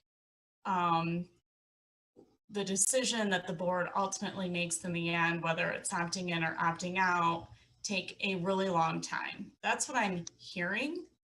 And I'm not interested in taking a bunch of staff time on this. I think staff has done an amazing job on the medical component. I think the township board has spent a tremendous amount of time on the medical component and has done a tremendous job on it. And I think there's a lot of information out there. And so I'm yes, due diligence. And I think this board has always done due diligence, and I want to do due diligence with this, but I'm not interested in doing a, let's do a study session in February, and then let's do one in March. And then, okay, now we can have a discussion on changing what the ordinance is. And then we're gonna have a public hearing. I'm really not interested in dragging that on for a year or so. So that's one of the reasons why I said I wasn't really interested in a study session. Anyone else? Yeah, Mr. DeShane. I understand the clerk's concern that a study session or public input session, it could be a guise for dragging it out. It's not my intention in suggesting either one of those. I think it's a big change to our ordinance. It's a big change to what we're allowing in Meridian Township, and we need, part of dragging the process out is also opening up the window of opportunity for people to comment. We're in a lockdown right now, essentially. Our town hall sends half of its employees home every day, to work from home every day, because of the COVID-19 pandemic, which is still a major public health risk. Okay, not an ideal time for the public to get out their pen and write us a letter about this. It's not an ideal time for people to attend a Zoom meeting when they're exhausted from teaching their kids all day in school. So if we're going to discuss this now, we've got to do it in a way that allows the public to have more time to communicate with us than we might if it were normal times. These are not normal times. We may need to take an extra few weeks or a month to allow for the fact that we're doing this amidst of a global pandemic that's a huge risk to public health right now. It's not meant to drag it out. It's meant to allow more opportunities for the public to give us input at a time that's not easy for the public to focus on this issue when they've got other major issues that they're dealing with day in and day out.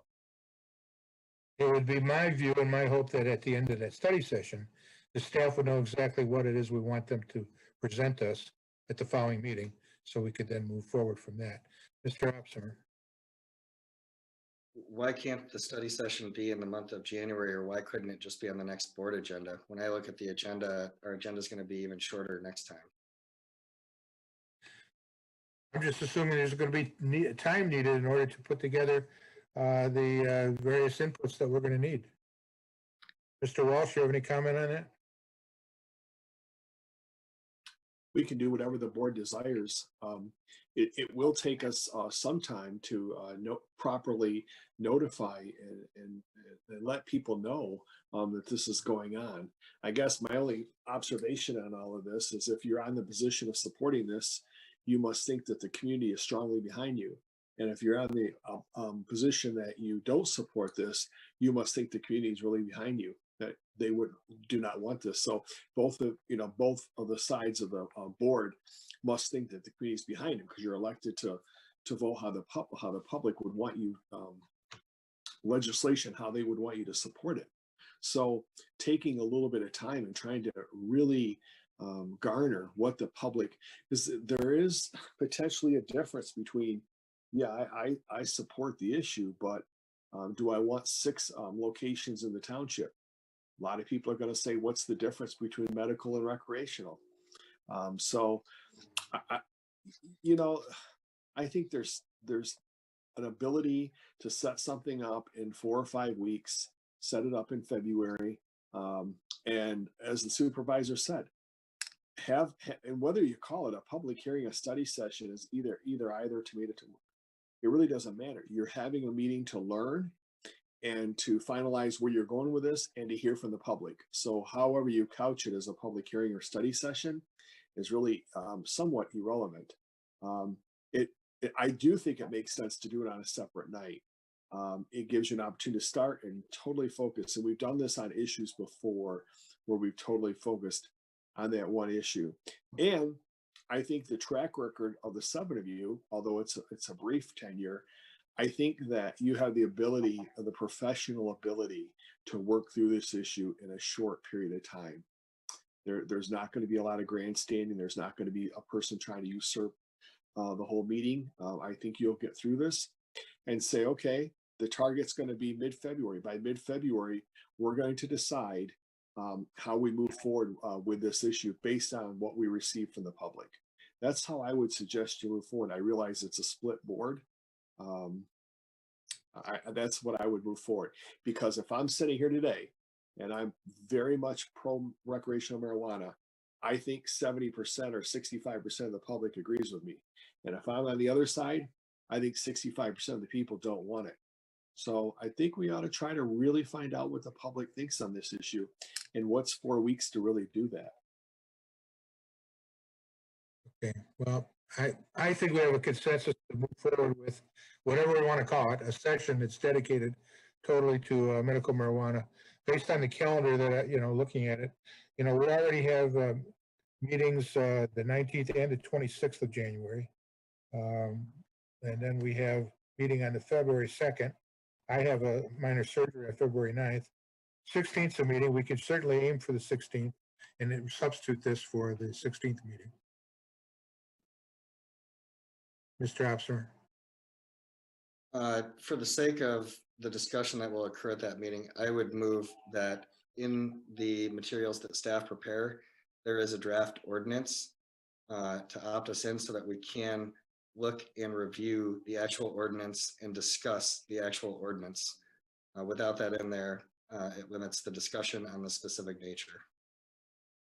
That's a motion. I understand what you're saying, and I really have no problem with it, except I'm not sure the staff knows what to draft until we've discussed it and come to a consensus, but they can certainly try their hand at something. I can Mr. clarify Walsh? the motion. Mr. Walsh, do you understand the request? Is it possible? Where are we? Yeah, I think it's important to hear from Mr. Kieselbach. Okay. He's a leader, and he runs that department. And so, Mr. Kieselbach, is it true? And one of the things to look at in all of this is, my understanding is, and this is where we need to come to we probably need to work with our attorneys, but my understanding is, and it could be incorrect, that you can't simply just, well, the question is, and maybe it's going to go unanswered tonight, but I've heard this thing about the 6 people who are approved can just have recreational marijuana, and we'll just put them on those sites. It's my understanding that recreational marijuana cannot be done. Again, I could be wrong. I'm not an expert on this subject, but it cannot be done through a lottery. It has to be done through a scoring system. And if that is true, then we're going to have a whole new, as I understand it, a whole new process. So my point is, what do we put into an ordinance? Because if we can't have a lottery for recreational marijuana, then we're going to have to somewhat start over. And what is starting over? So, and maybe that's not, maybe Mr. Kieselbach, you know the answer to that. It's something we'll have to look at. Again, you're right. We're going to have to look at criteria or scoring and put that in the ordinance. The other issue is, are we going to do this similar to medical marijuana, where we had to do a zoning amendment because we required those by special use permit? We'd had the standalone general ordinance for the medical marijuana. Then we added the special use permit section for the zoning. So it was 2 separate ordinances. So we're going to have to look at that on processing. Yeah. A suggestion, Mr. Supervisor, is I can contact a number of managers across the state for those that have opted in, and get I'll get a couple of copies of ordinances for communities who have opted in. And I'll get those, and those can be part of the information that goes out to the board, if that would be helpful. I don't know how we write our own because we don't know what you want to say. I like that idea, Mr. Officer.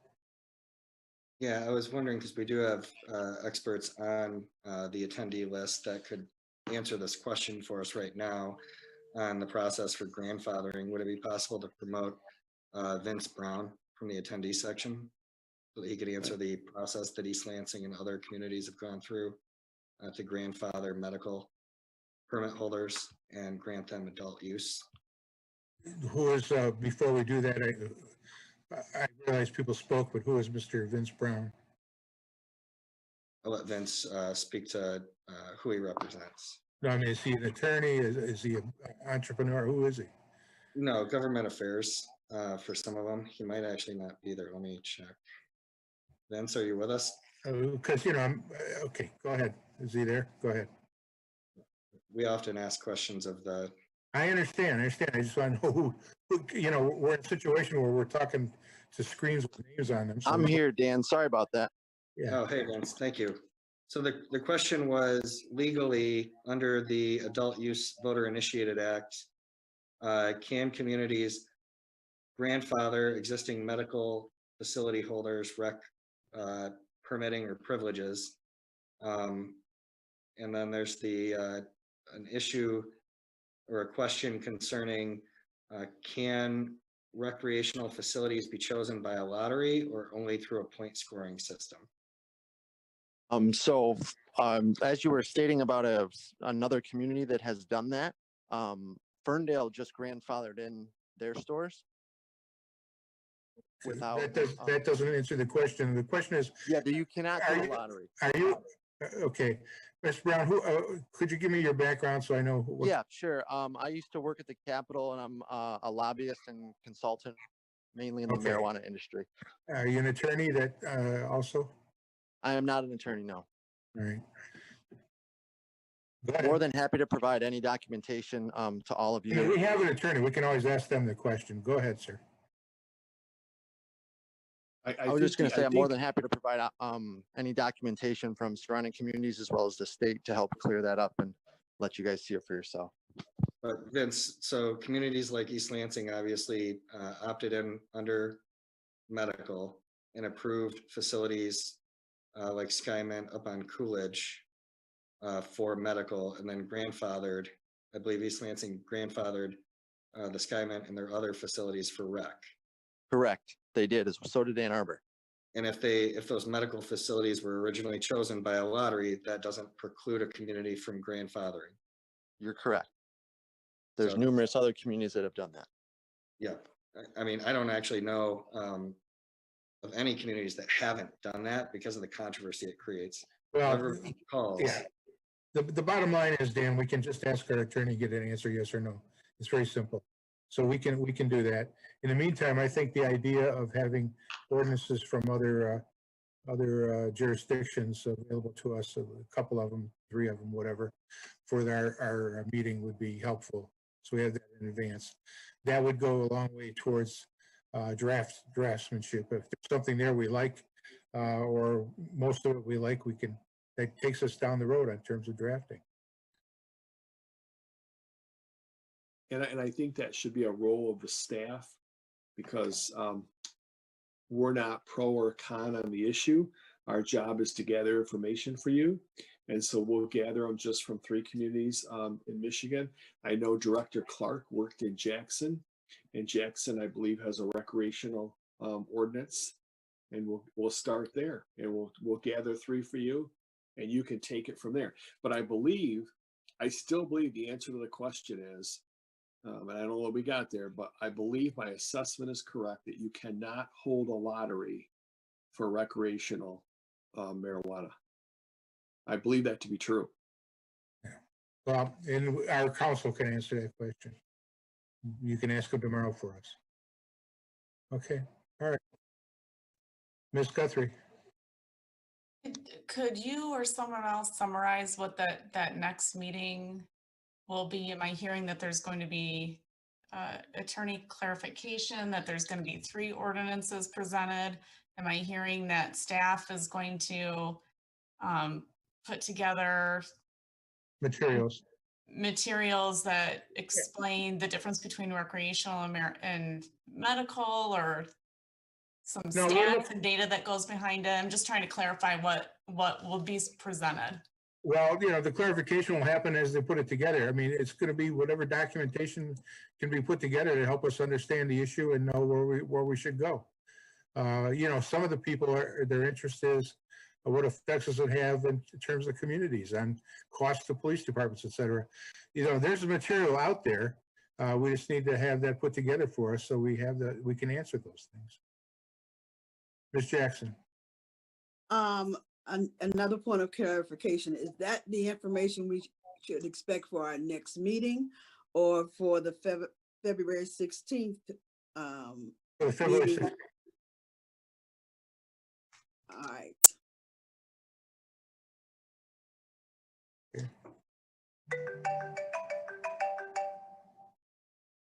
Okay.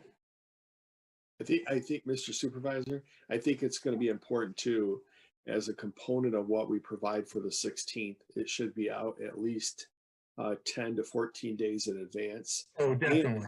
And it should also include a step-by-step from your council about what steps you, if you're going to enact this, to make sure it's done legally. So we'll have an opinion from our attorney about how you would do that, so that the steps you take are steps that they're supporting and not someone from Royal Oak or Ferndale. Right. I agree. Okay, we're going to move on to comments from the public then. Once again, we can take telephone comments at 517-349-1232, or if you are in the attendee area, we can, of course, simply promote or give you the ability to make your comment there. And I'm not seeing any hands go up immediately. I'm not hearing any phone calls. We'll wait as long as you like to, sir.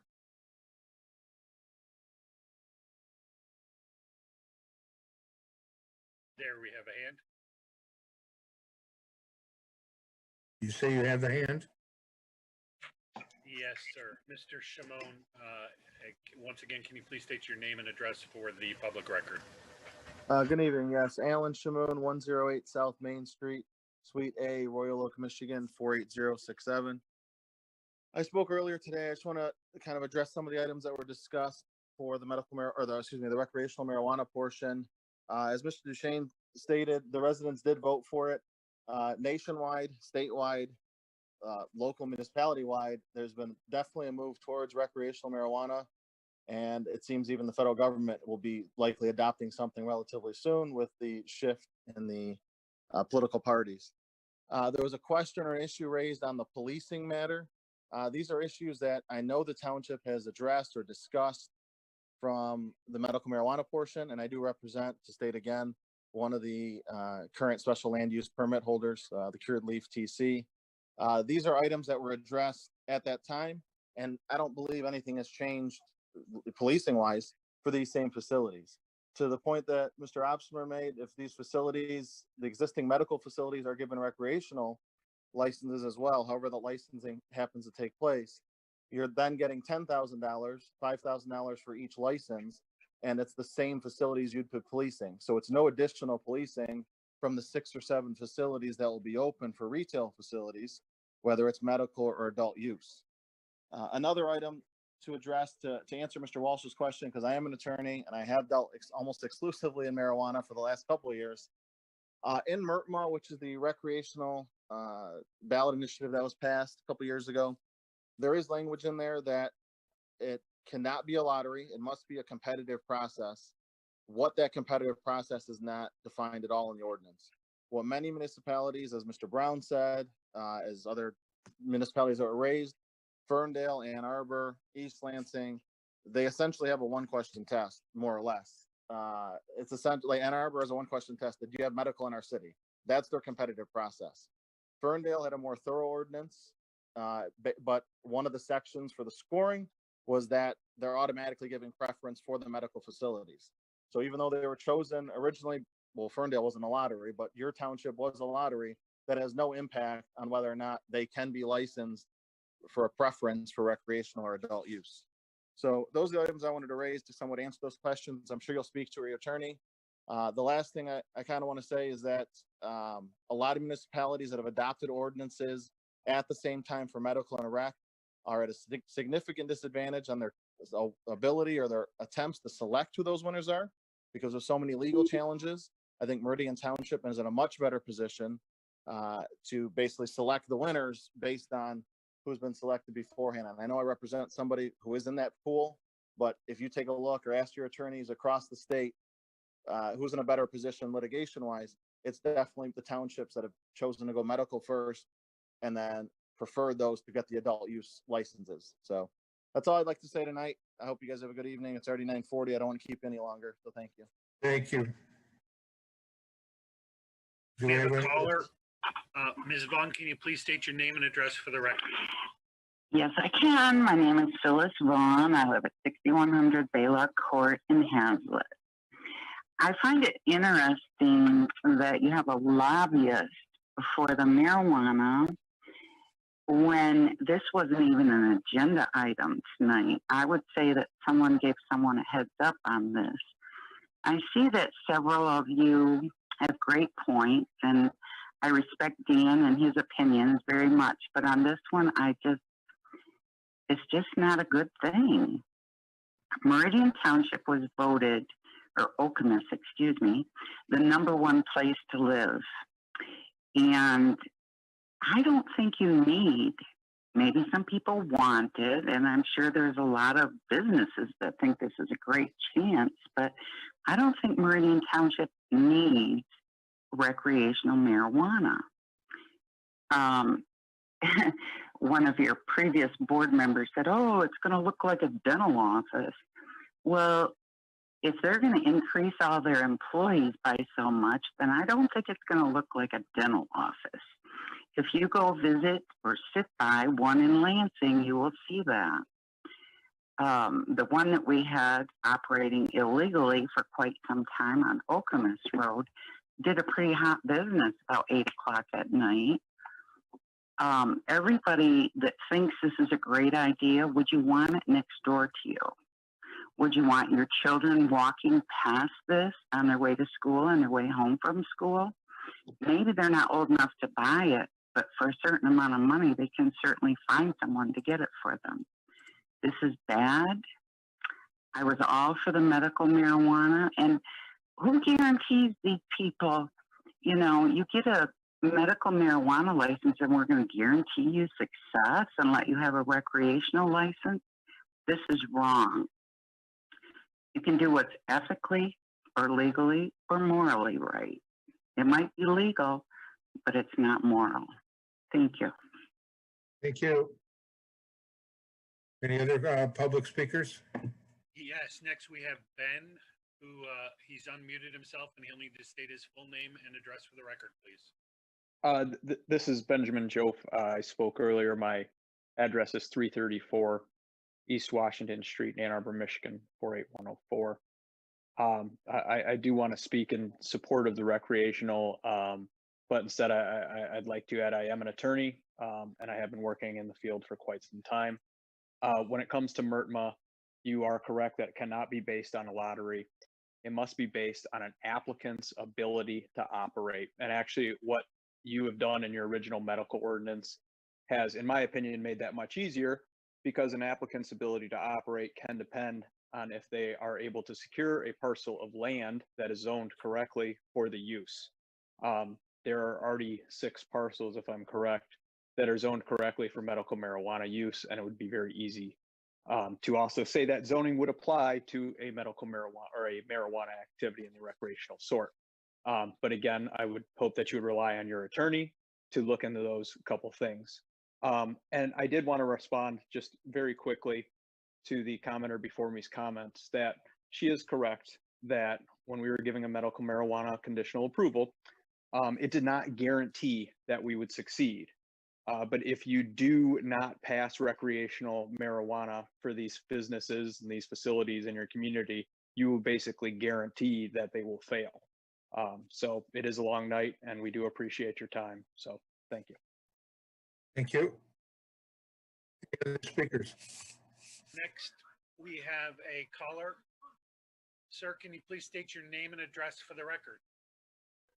Timothy Hammond, 1801 North Hagedorn Road, East Lansing, Michigan, 48823. Thank you, sir. Go ahead.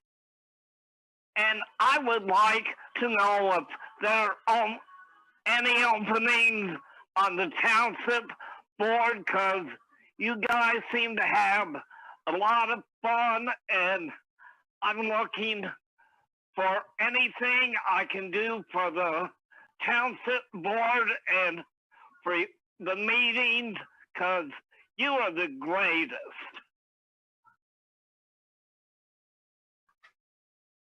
Thank you very much for your comments, sir. I can get you some information offline. The board doesn't really engage in dialogue here. Okay. Thank you. Stand by, please. I have no more hands and no more calls, sir, so I'll turn the meeting over to you while I talk to this gentleman very briefly. All right, thank you. Other matters from the board members? Mr. Opsmer? Yeah, I thought that was a lovely conclusion to the meeting. I also just want to say one thing in context here, and I want to end on a positive note, but there's a lot of misinformation out there. Just to give an example about downtown Okemos and what is or isn't happening. And I think everybody on this call right now who's fully apprised of the actual facts understands, the disservice that misinformation does, and especially when it spreads. So when we look at 2 different facilities that were referenced tonight, one was the original, I believe it was just a medical practice that was issuing medical marijuana cards, and there was a voter initiative to overturn that rezoning and get rid of that facility type. That was not a facility type that we're talking about tonight. It's not governed and regulated by Laura in the state the way that the facility types that we are. Same with the facility on Okemos Road. Our own township police department shut it down.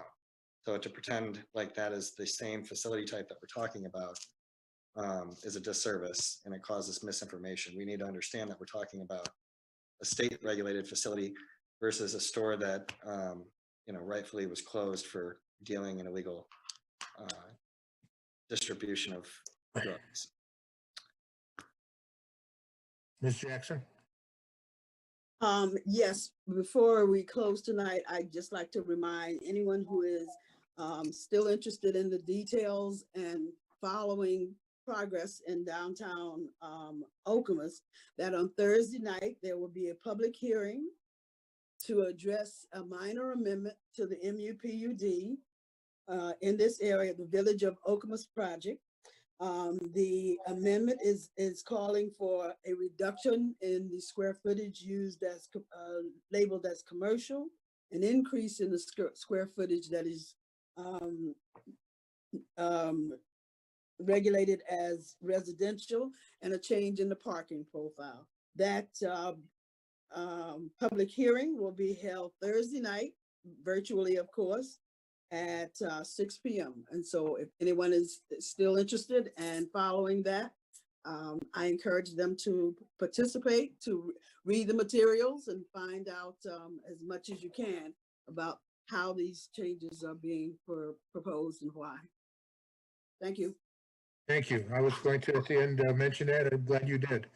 Yeah, there's going to be that public forum, and if you have any interest in what's happening with the Village of Okemos, please attend or tune in, I guess would be another way of looking at it.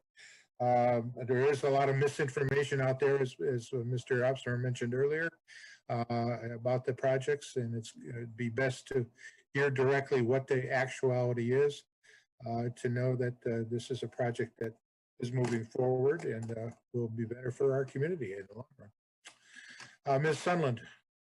Yeah, so I'm just wondering, is it the Meridian Township Codes access to that meeting, or? I'm sorry, I don't understand which meeting, Kathy. The meeting on Thursday night at 6. Okay. Public hearing. Okay, I'm just wondering if it's the same codes that we got in, the 318. Oh, you mean the Zoom codes? Yes. Ms. Jackson, you have an answer for that? Yes, currently on the website, the Meridian Township website, and on its calendar is quite a bit of information, including codes necessary to attend this, participate in this meeting. Okay. All right. Thank you. Anything else from board members? Final comments? We need a motion to adjourn. Ms. Jackson moves. Move that we adjourn. Supported by the treasurer. All those in favor, put your hand in front of your face. We are adjourned. 7 yes. All right.